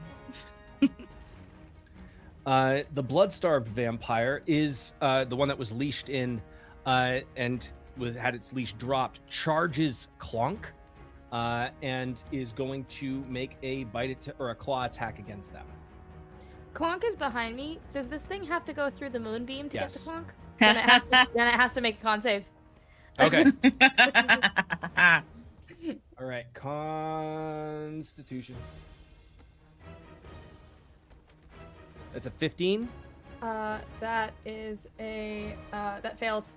That I take fails. 17. So I am going to roll my 3d10 of damage that it takes. Do it. And it's for a radiant 6. damage. I love right? Moonbeam. Yeah. It's 4, 6, and a 3, so 13. Takes 13 radiant damage. 13. Mhm. Okay. And it's radiant, so that means it's doubled? If it's vulnerable to radiant, then yes. That's 20. Oh, okay. You very quickly, Franklin, you very quickly determine that these feral, almost hunting dog-like vampires seem to be way more susceptible. It could be the fact that they're starved from not having any blood and are considerably more weaker than their handlers. But this thing also disintegrates in a flash of light. As it charges almost mindlessly into this, basically a thresher maw of moonlight, and completely just evaporates. Well, that one's dead. I love my little mushroom slug. Clonk, you are up. Clonk is laughing maniacally as rats swarm over him, and he just shouts out, "Rat armor!" And he holds out he holds out his warhammer and just leaves it stuck in the air, grabs his maul as he is his rage, it doesn't seem angry. It is maniacal and giddy and deranged as he just starts cackling, charging toward the vamp that has gone to Nullus. Because, hey, you protect your casters. And he is rushing in with this mallet to bring it down on the head. I feel like, I gotta go reckless attack. We can just assume he's always going to reckless attack. He'll never not reckless attack when raging. So, big old swing with the old maul here. Advantage. And do. Right, so that'd be a 23 to hit. That hits. All right, so let me get the damage on that one real fast here, because also with my reckless attack, because of the thing I took, I get an extra 2d6 on the first attack. So that's whatever that number was. 15 plus 4, so 19 damage on the first hit. And also, could it please make a con saving throw, DC 14, or it gets knocked prone? That's I 18. Dang. Even still, as he brings the maul down, he just shouts out in a booming, reverberating voice, "Clonk," as he smacks this thing. And I get a second attack, so, I mean, I'm just going to try and do that again. Do it. It's a 16 to hit. That hits. All righty then, and that'll be 13 damage, and I mean, I'm gonna try and topple it again, so another con save. Doesn't say I can only do it once, so I don't know. 12. 12, knocked prone. And he will say clonk again as he just revs the hammer back around and smacks it, cackling in between every shout of his own name. Nullus, you see this vampire like tries to like bite into you and manages to breach your flesh as it just rips a portion of your skin away.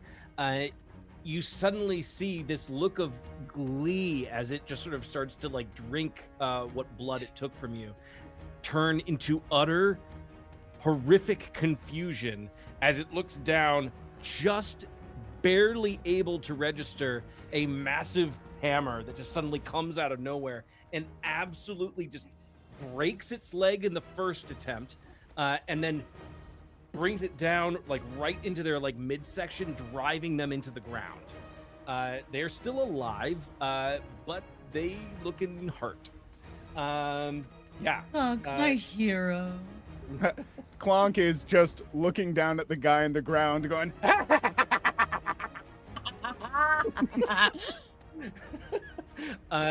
that will bring up another one of the taller vampires. This vampire sees what's going on and is going to immediately try and attack, charge at Secret. It does have to make its way through the moonlight, but it needs to, what does it need to roll? It needs to roll a 17. 17 con save? Mm-hmm. Okay. That is a natural 1. Please, please give me the max. So it was a 3d10, 30. right? It's So 3d10, 30. yeah. This is one. This vampire has a little bit more substance to them. So they charge right through, but they are like half of their body is completely like bubbling and burning as they make their way through this like minefield of moonlight. 30 points of damage. Moving right along, they attack Secret, and they are going to do a claw attack to start. That is 24 points of damage, or 24 to hit. 24 to hit. Yeah, I mean, I guess. Dealing 10 slashing damage. And then they're actually going to try, instead of trying to attack you again with like a bite or another claw attack, they're actually going to try and grapple you and like drag you to ground. And that I need you to give me an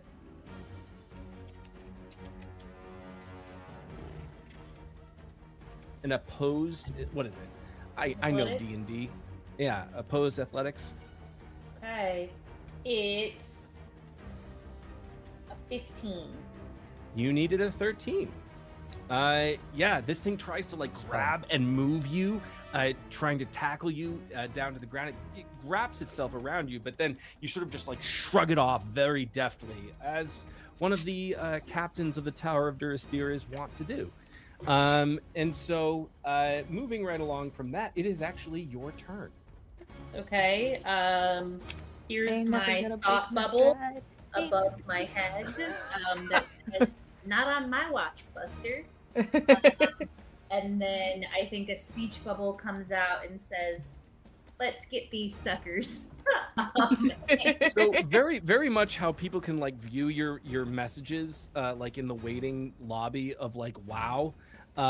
You, everybody's just sort of able to see above Secret's head the message that she has thought into existence. Exactly. And so I'm going to take my Moon Touch sword and swing at the one who has just come to attack me.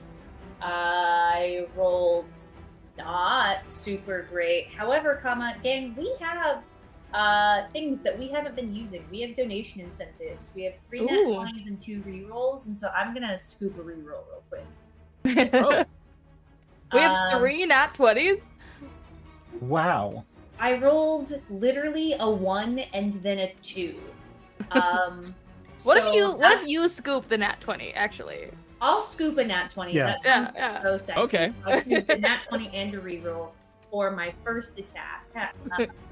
So a nat 20 to hit. My Moon Touch sword can do 1d6 plus 3 piercing, however, so that the 9 piercing, and then as a bonus action, because I hit the sucker, I would like to do a Divine Smite, and because it's radiant, or because this is radiant damage and this is a fiend, I get an extra 1d8 of damage. So it would be the 9 plus 24 for the first attack.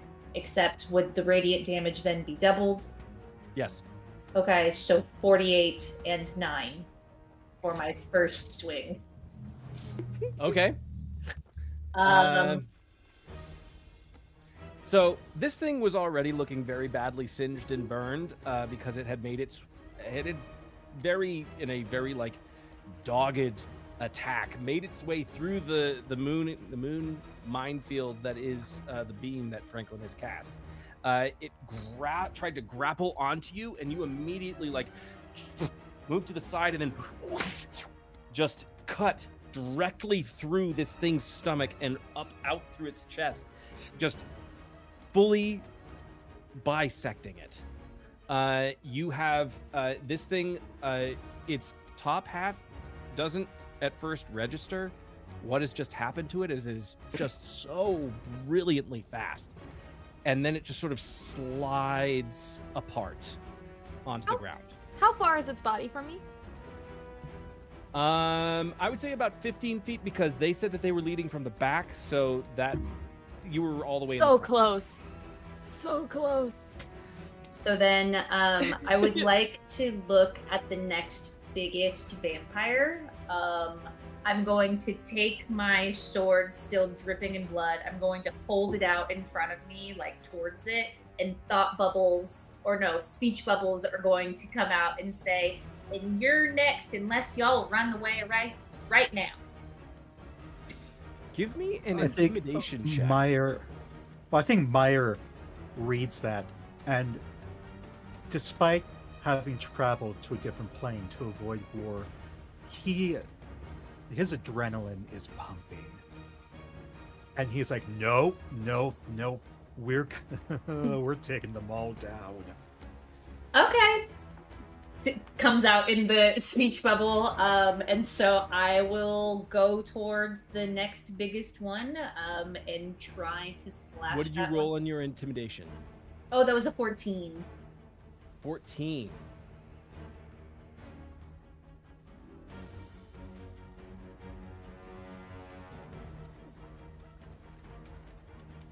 In my defense, because Meyer said no, we're killing these guys, I am going to still move forward, regardless of if they try to run or not. Okay. So, here's the thing. Okay, that one. All of the remaining blood-starved begin to cower. Much like a dog would if they were, terrified of something. They immediately tuck their tail, which is, they don't have a tail, but if they did, it would be between their legs, and they would be trying to pull away from their handler as they're very terrified of this angelic creature that seems to have very, very swiftly cut through one of their own. They are frightened. The blood-starved vampires are frightened of you. And that's all that's left, or there's still... There is one OG, one blood-starved, one OG, so 2 OG, 2 blood-starved, so 3 OG and 2 blood-starved remaining. Speech bubbles. If y'all attack them, I actually won't attack you for now. But in really small print, the for now. And then I will move towards the closest OG with a non-hit, but I'm gonna walk intimidatingly at it. And I think it recognizes that you are walking intimidatingly. You said walking intimidatingly, and the first image in my head was like... Okay, that's it for me, gang. Moving right shit. along, we have one blood-starved vampire sees you, Secret, and is immediately cowed by your presence. It is instead going to, instead of going after you, is going to go after Clonk because it sees that Clonk is attacking one of its handlers. Clonk, you are going to be the recipient of a brand new claw attack at a 12. 12 does not hit. 12 14 misses is my you. AC. Okay, he's gonna try and bite you. 17 hit. Oh, that hits. Good Okay. luck getting through those rats. Yes, my rat armor. Wait, rat armor or rat army? Is that what? Wait, did you say rat armor? Oh yeah, I had the swarm of rats they're just swarming all over Clonk because I'll say that gives tell you ya, a plus I looked 2. up the stats for swarm of rats. Not I'll worth say it even gives you a rolling. +2 bonus to your AC. That makes it a 16. It's still a hit. Okay, but keep that in mind for next time. Sure. This blood-starved vampire bites into your rat armor and crunches on a couple rats, but is not able to fully break through and really get into your flesh and skin, and is very disappointed that all it's tasting is rat blood. This creature deals. Hold on 1 second. I just had it. Deals 7 points, or I'm sorry, 6 points of piercing damage. And All right. Well, because it is its bite, it deals 7 points of necrotic damage on top of that. Ooh.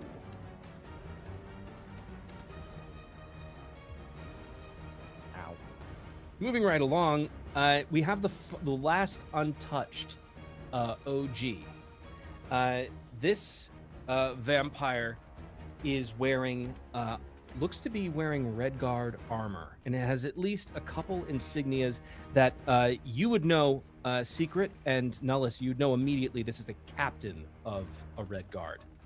And he drops the leash of one of the pets draws his sword and just backs further into the darkness. That will complete their turn, bringing us back up to Franklin. And none of them died within 10 feet of me? And still have bodies remaining?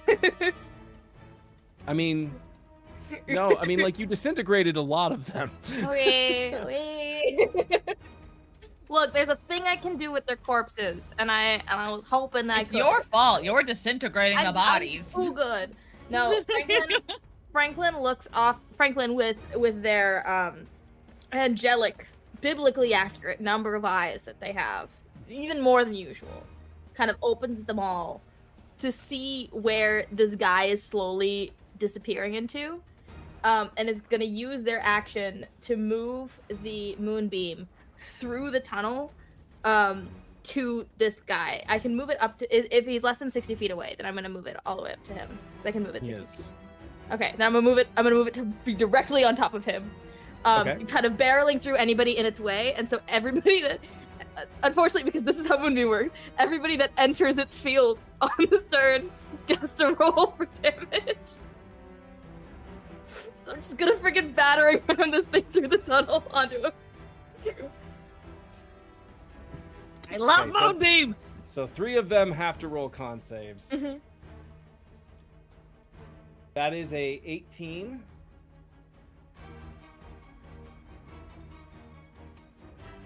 That's a 6. And then this guy is a 16. Okay, so only the 18 passes, which means he takes half.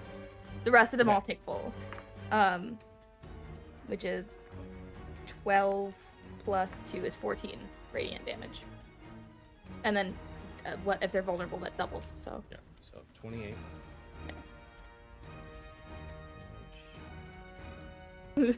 Franklin opens all their eyes and just battering ram of moonlight. I love Franklin. I can be scary if I want to. Franklin, does that complete your turn? That does complete my turn. That is all I can do. Meyer. So there are 2 OGs right by me. Yes. Interesting. Both of there's the one of them has just had a ton of damage placed on it and looks fairly vulnerable right now. The other, there is of course, its pet right next to it. Both of them were like right next to you. Okay. Okay, if they're right next to me, then I should go for those 2. Actually, okay. I want to go after the weak one. So for my bonus action, I am going to shift. And the shift I'm going to go for is... Why did it not... The long tooth. Okay. Which... not the long tooth. Swift strike. So it gives me 10 additional feet. No, that's the... Yeah, I can move additional 10 feet. And my movement... Oh, shoot. That doesn't do what I thought it did. Well...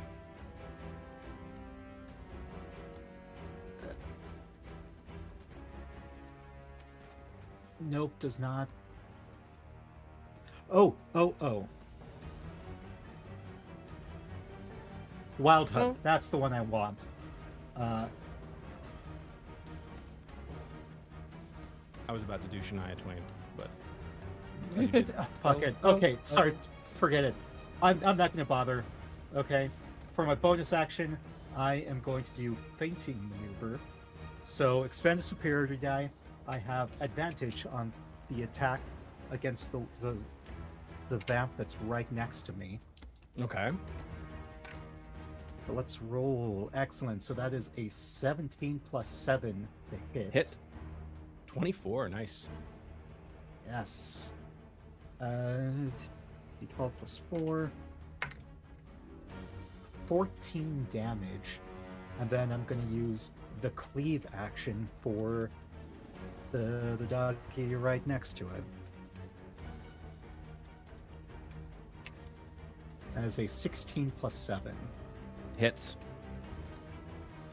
And then that is 1 damage. Okay. And then I'm So- going. The OG vampire was actually more damaged than its pet, from not only your attacks but also Franklin's moonbeam that you passed through it. It immediately, you just with your Okay, so I imagine, like, I'm thinking like Stark from Freer, and like this 1 foot tall thing, like jumps up, then swirls with the axe, then starts swirling and just cleaves, takes its head off, and then the blade also hits the vampire head, whatever that is. Yeah. Excellent. Okay. Its handler falls to the ground, utterly dead and deceased. The blood-starved vampire is going to move. Unless does that complete your turn? Nope. I get one more attack. That's right.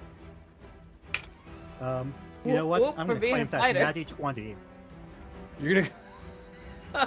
Okay. because I rolled a 4. Alright. So I'm just gonna claim the natty 20. If There we everyone's go. Okay with that. Yeah, Yeah. go for it. Yeah. So And max also, damage is I think because 16. it's your turn and we just got a wild magic surge, I think perhaps that you should take it. All right. Right? D100 rolling now.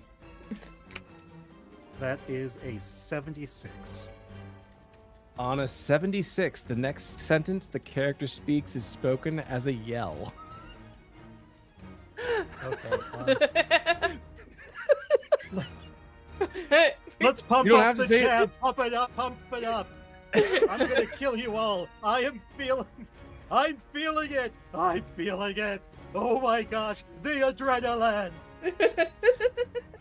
As I make that second attack, and with that adrenaline, as a new song has entered, pump up the jam, pump it up. Like his gym list is just playlist is just going through his head as he takes that nat 20 and attacks the blood-starved vampire. Max damage. Jess, are we is- seriously $10 away from 600? Yes, and I actually lied to our Twitch chat. I said we still have $30 left of matching donation, and then we got a $35 donation, and there's still matching donation, so it must be $5. I'm so sorry for lying. I don't know how to do math, especially in front of people. I'm too gay for it. Sorry. Okay, how much total damage? Okay, so max damage is 16 plus. Yep. Oh, max damage is 16? Okay. How do you kill this thing?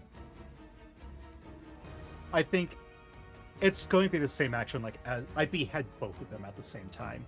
Like as I twirl up, slash down, just this nice clean cut, and you get the anime, like everything seems fine, and then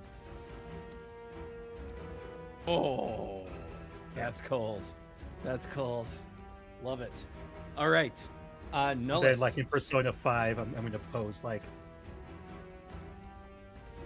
and like a It's cool what- phrase. It's what they pops do up. on the world that you Oh. belong to. Pump up the jam. Yeah. As I do that final pose like in Persona 5. Yeah. That's my Nullist, turn. you are up. Your elemental creatures, the 7 of them, have appeared. What do you do? You said there's 4 left? There are 1, 2, 3. And one of them is technically right next to me because of Correct. kicking its ass. I want to go to the next closest one. The Jet looks next down like, closest one you got is- that. And the next closest one is actually moving down the tunnel, has just been hit by a moonbeam. So like 60 feet away. Perfect. I'm gonna move right as close as I physically can because I've got my feet of movement, and I'm gonna get right up into its face as much as I physically can. And as she moves her hands, 4 comet's form. And she goes to shoot all of them. And as she goes to shoot them, the little elementals below her, their black holes start surging around the comet as she goes to shoot, and she's casting Scorching Ray. Wow.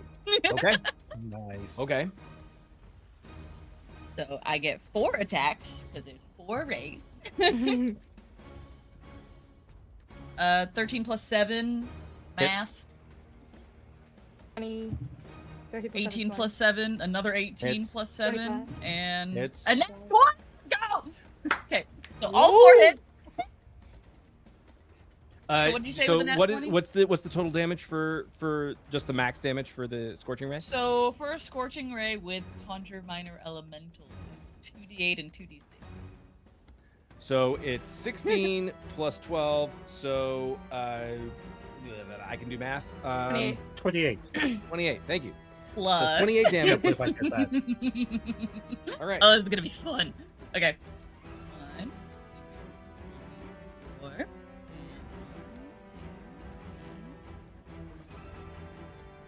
Rolling. So many dice. Ah! That's 61 damage. Okay.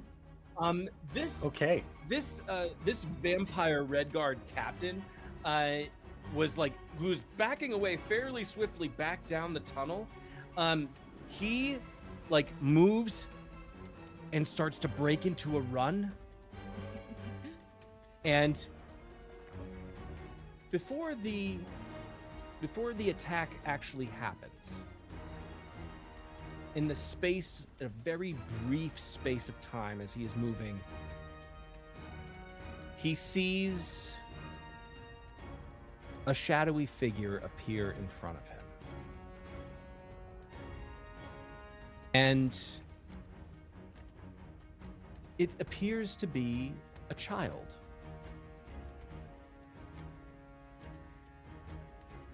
Terror fills his eyes. And he says, "Master, I'm so sorry.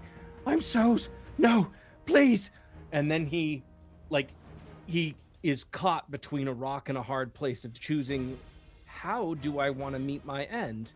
As he suddenly turns and there's a flash of black light that suddenly tears through every part of his being as you disintegrate him, leaving the shadowy form directly behind him. He dead.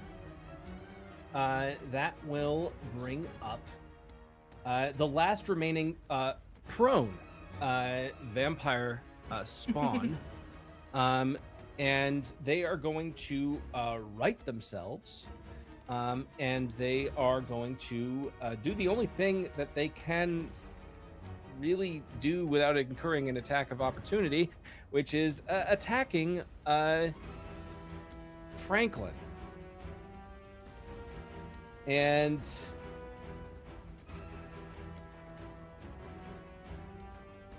does an 11 hit? An 11 doesn't hit. Wow. Does a 25 hit? 25 does hit. Silvery barbs. Yeah. Nolus can hear the thoughts of Franklin and hears what does Franklin say as he's about to be attacked by something? Just And immediately with "Oh, that no!" warning, turns around. Yeah. Okay, I'm re-rolling again. Here we go. Who do you give advantage to? It's still a 17 to hit, but the damage is much less significant. I'll It give only advantage does to Clonk, actually. giving advantage to Clonk. Okay, you'd still take only 5 points of damage, Franklin. From the What kind of slashing damage? attack. Slashing. Okay. Slash. Silvery barbs. Beautiful. Very, very, very good, appropriate use of silvery barbs. Well done. Moving right along, we have Clonk. how dare anyone attack Franklin? There's also a little biter attacking me. No, I'm gonna hit the thing that's hitting Franklin. For shame. Don't hit my new mushroom friend. No. Again, always reckless attack, always frenzied. I'll never do anything else. Well, it's a 22 to hit. I feel like that's probably gonna work out just fine. So, and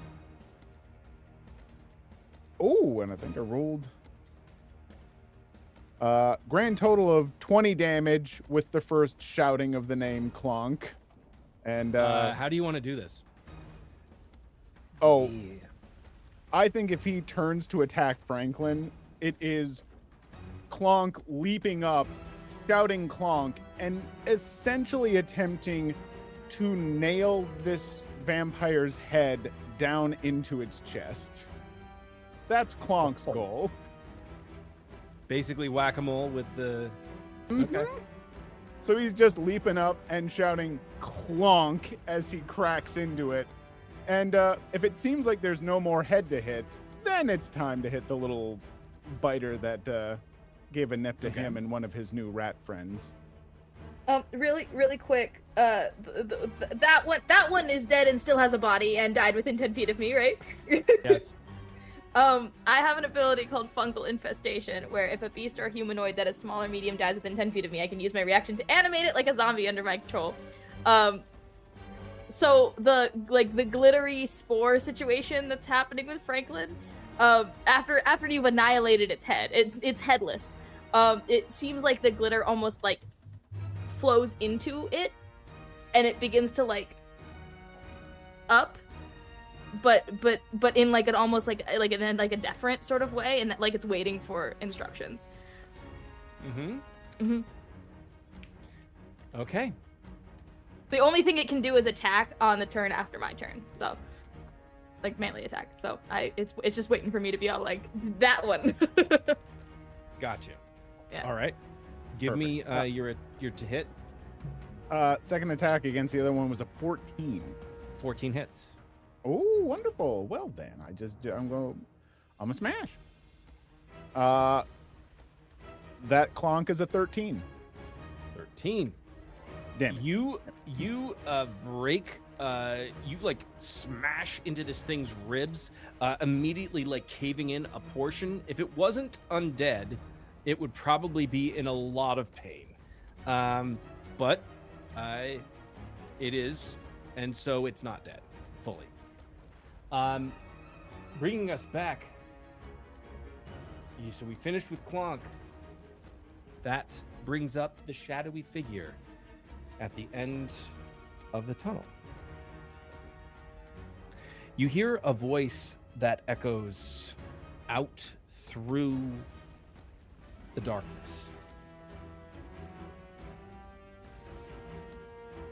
I see that you've encountered my children.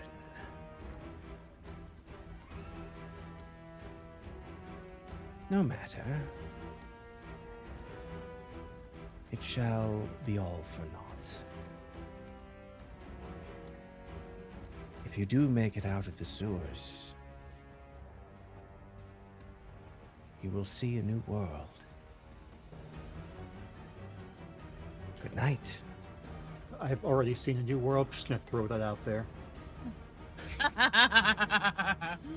They disappear as almost as quickly as they appeared, and suddenly the entire chamber of this sewer, or the area that you're in, begins to glow a brilliant green.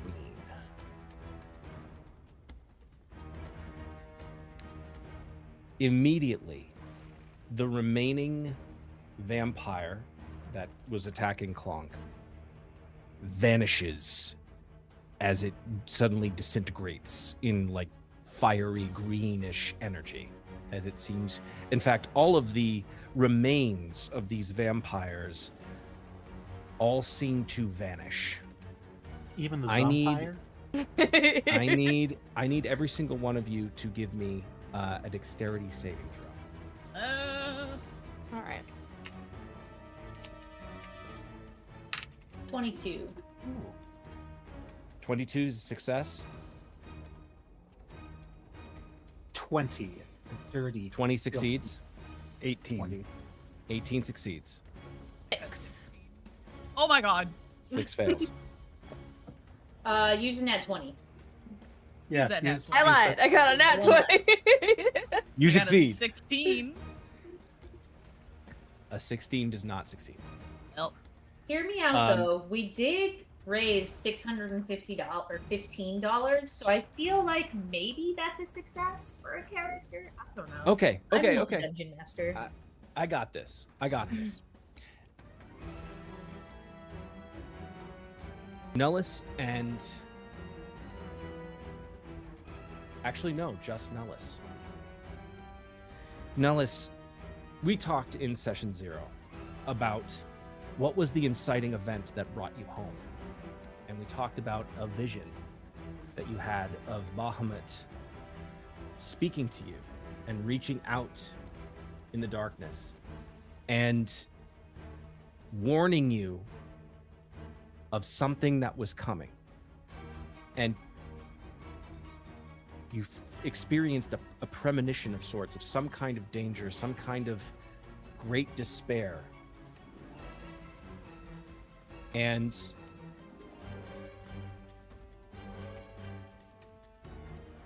you seem to be living it right now.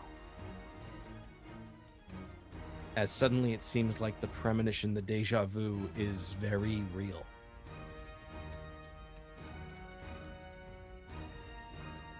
All of you who have succeeded, you will only take half damage.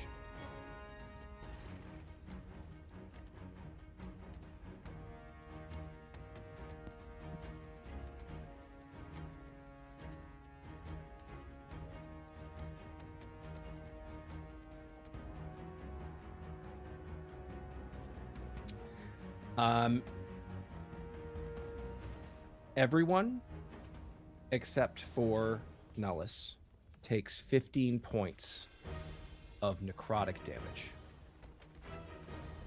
Nellis, you take a full 30. Guess who only had 19?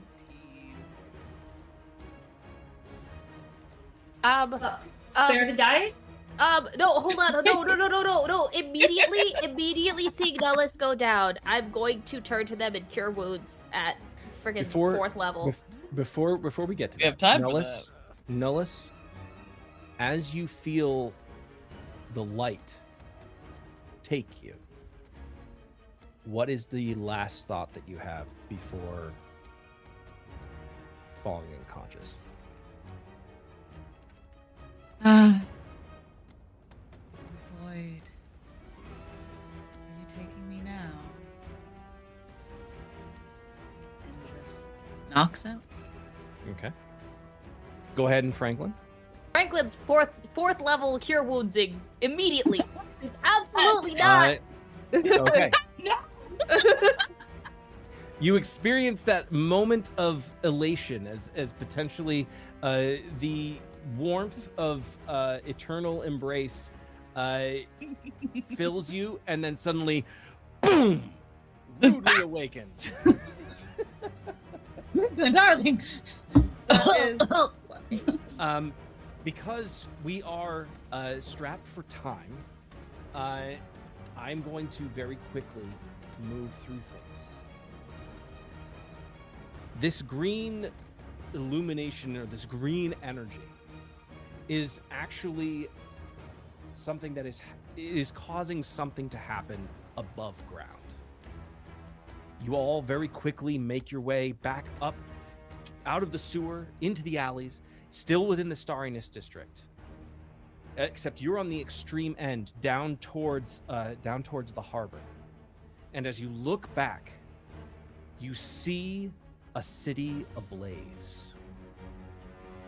As the sky is darkened, as the street is now full of corpses, some in the process of being turned, and others fully dead, as it seems that from beneath the ground, an entire generation's worth of vampiric host has emerged from undeath and has begun to feed on the city itself.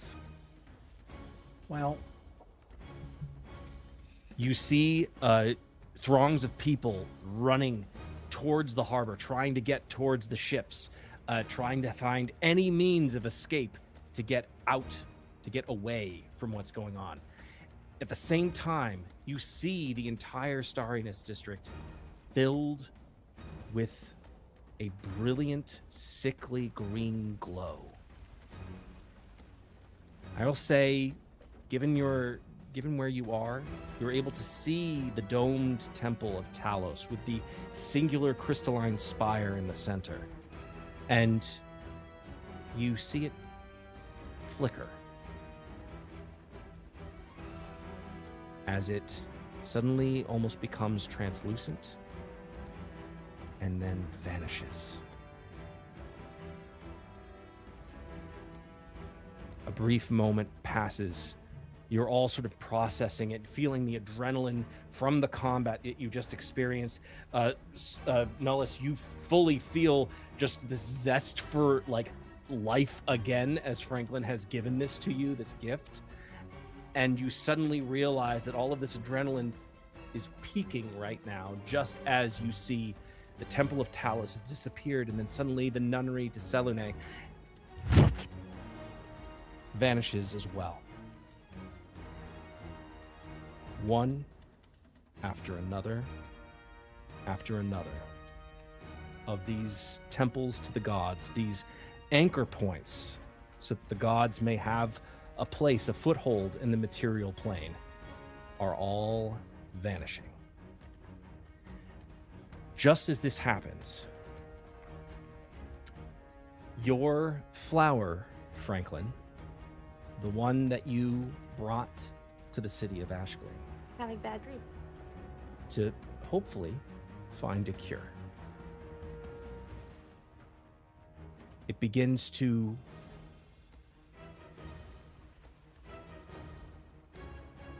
grow and get larger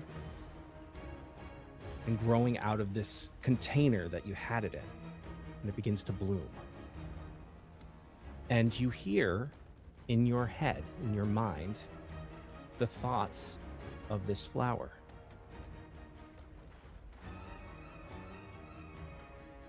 Please just get everyone away. Get everyone away now.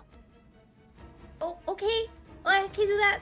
I'm glad you're doing better. Franklin says that out loud, by the way. Oh yeah.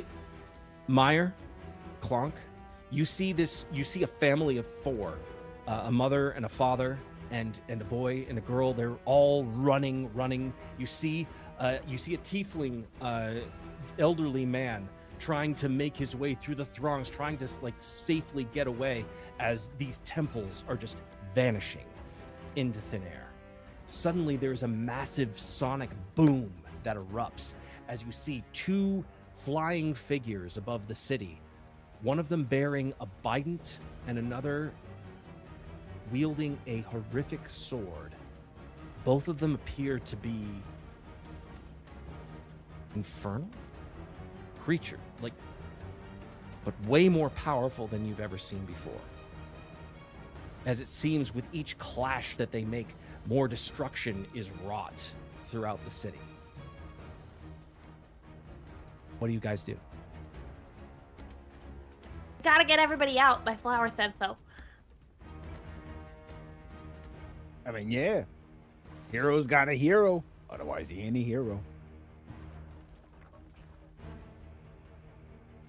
Okay, well now Franklin did the sneak lead. Who wants to do the hero lead? Oh, clearly. Yeah. Works I for agree. me. Just as long as we don't have to deal with any more vampires. I've decided I'll I don't deal like with the vampires. vampires, Frank. Thanks. take thread. Of course. Although, I didn't like that you died. Don't die. Dying is bad.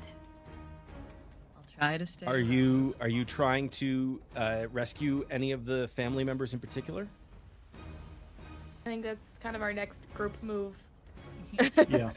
We're just following Right. Clonk, wherever he goes, we start saving. Oh yeah, Klong is immediately rushing forward to like help anyone out that he possibly can. You know, he'll be shouting this way, throwing up his hammer to knock any rubble or anything out of the way. He's just, you know, happy to act like a hero. The family, this family of humans and this tiefling grandfather, they immediately see you all like sort of wielding, like throwing yourselves around, trying to like make space for all of these just survivors trying to make their way down towards the docks. They immediately sort of like gravitate towards you and like follow you really closely. You, Franklin, you see this little boy suddenly just reach up and try to grab, thinking it's a cap, but it's actually your head. Tries to like grab onto your head, and then suddenly like an eyeball will just pop out. Ow! You all, please, every single one of you. You know what? I'm actually not going to make you roll for it because we are at $615 for this stream. Woo! Oh, I'm going to say that you all are able to make it to the docks and find a ship that is in the process of leaving. You hoist the family up into the ship. You help the tiefling elderly gentleman up into the ship as well, and you just begin to just pull people onto the boat as you all begin to find a place. And as the ship makes its way out into the bay, you look behind and you see the city of Ashkelon. Just a mass of rubble and flames, completely bereft of any kind of connection to what is holy, as the temples have all disappeared. Meanwhile, an infernal battle between one abyssal, one infernal, battle above the city. As your ship makes its way out into the bay, out into the ocean, as you watch the fall of Ashkelon.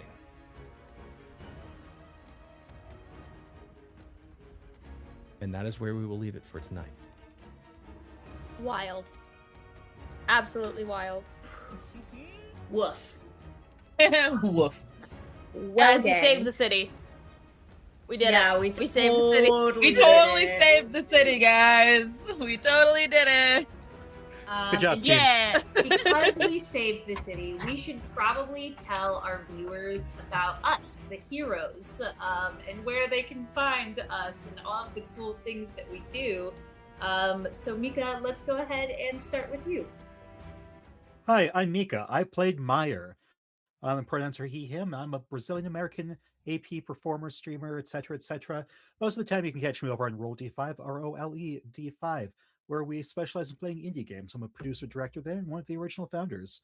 Otherwise, you should go to beacons.ai/Mika Mactosh, MIKAMCINTOSH, to find all my socials.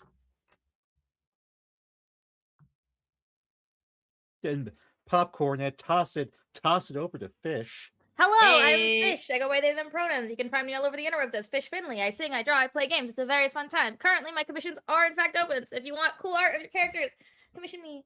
I do cool things. Do it. I'm in so many Do streams it. right now. So if you want to see what I'm up to, go check out my card, fishfinley.card.co, to see the full list of stuff that I'm into. Just click the little projects button. You can see all the things. I have also got art of Franklin on the portfolio section. So if you check out my art over there, you can see what Franklin looks like normally when he's not in his full angelic, biblically accurate form. And yeah, that's it for me. I'm gonna popcorn it over to Lex. Hello. I am Smallbird Lex. You can find me at Smallbird Lex. I do art streaming, VTubing, ttrpg, actual plays, and things. I also do commission work. If you want different type of art, you can hire both of us. Hire both at the same time. Actually, do it. Do it. And yeah, that's about it. I think. I'll popcorn it to Klaus. Hi, I'm Klaus von Hohenlohe. I'm the Dungeon Noobs Guide on YouTube. I'll teach you how to play games and make them more accessible. Otherwise, I don't know, just try to find me. Try, I dare you. You can't, but you can. Go for it. And I'm going to popcorn it to our amazing DM. Thank you very much. Hello, beautiful nerds. I am Mr. Dandy DM. I am the creator of the Odromiaverse.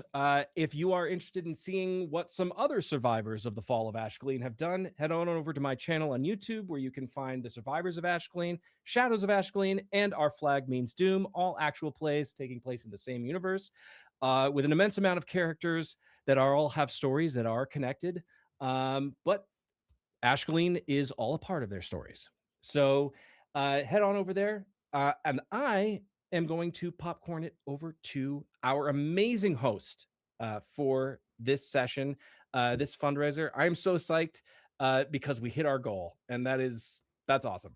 Yeah, we did. Jess! So thank you, one, to everyone on screen right now. Thank you, Andy, for DMing this wonderful session. Thank you to our other 4 players. Everyone was fantastic. Thank you so much to all of our donors for helping us raise $615 for Doctors Without Borders and Palestinian relief efforts. Again, this was just one stream of 9 total. That is fundraising for Doctors Without Borders and their Palestinian relief efforts. So please, if you're able to, stick around for the next 8 streams. We're going to be rating in from stream to stream. We're going to be going out to Find Out Productions on Twitch in just a few minutes. If you're watching on YouTube, go to our Twitch and raid with that as well. I just want to give one more shout out to Bogus Cheesecake, who matched the first $300 in our donations. Tom is amazing. His birthday is coming up at the end of May. So a pre-birthday shout out to Tom. Thank you so much. Check out his awesome work. He does Hilarious. He does Hell Whalers. Also the book of Leviathan Hell Whalers, which is a super incredible TTRPG that's gritty and fun. And if you like being on the sea and maybe dying, you will like that TTRPG.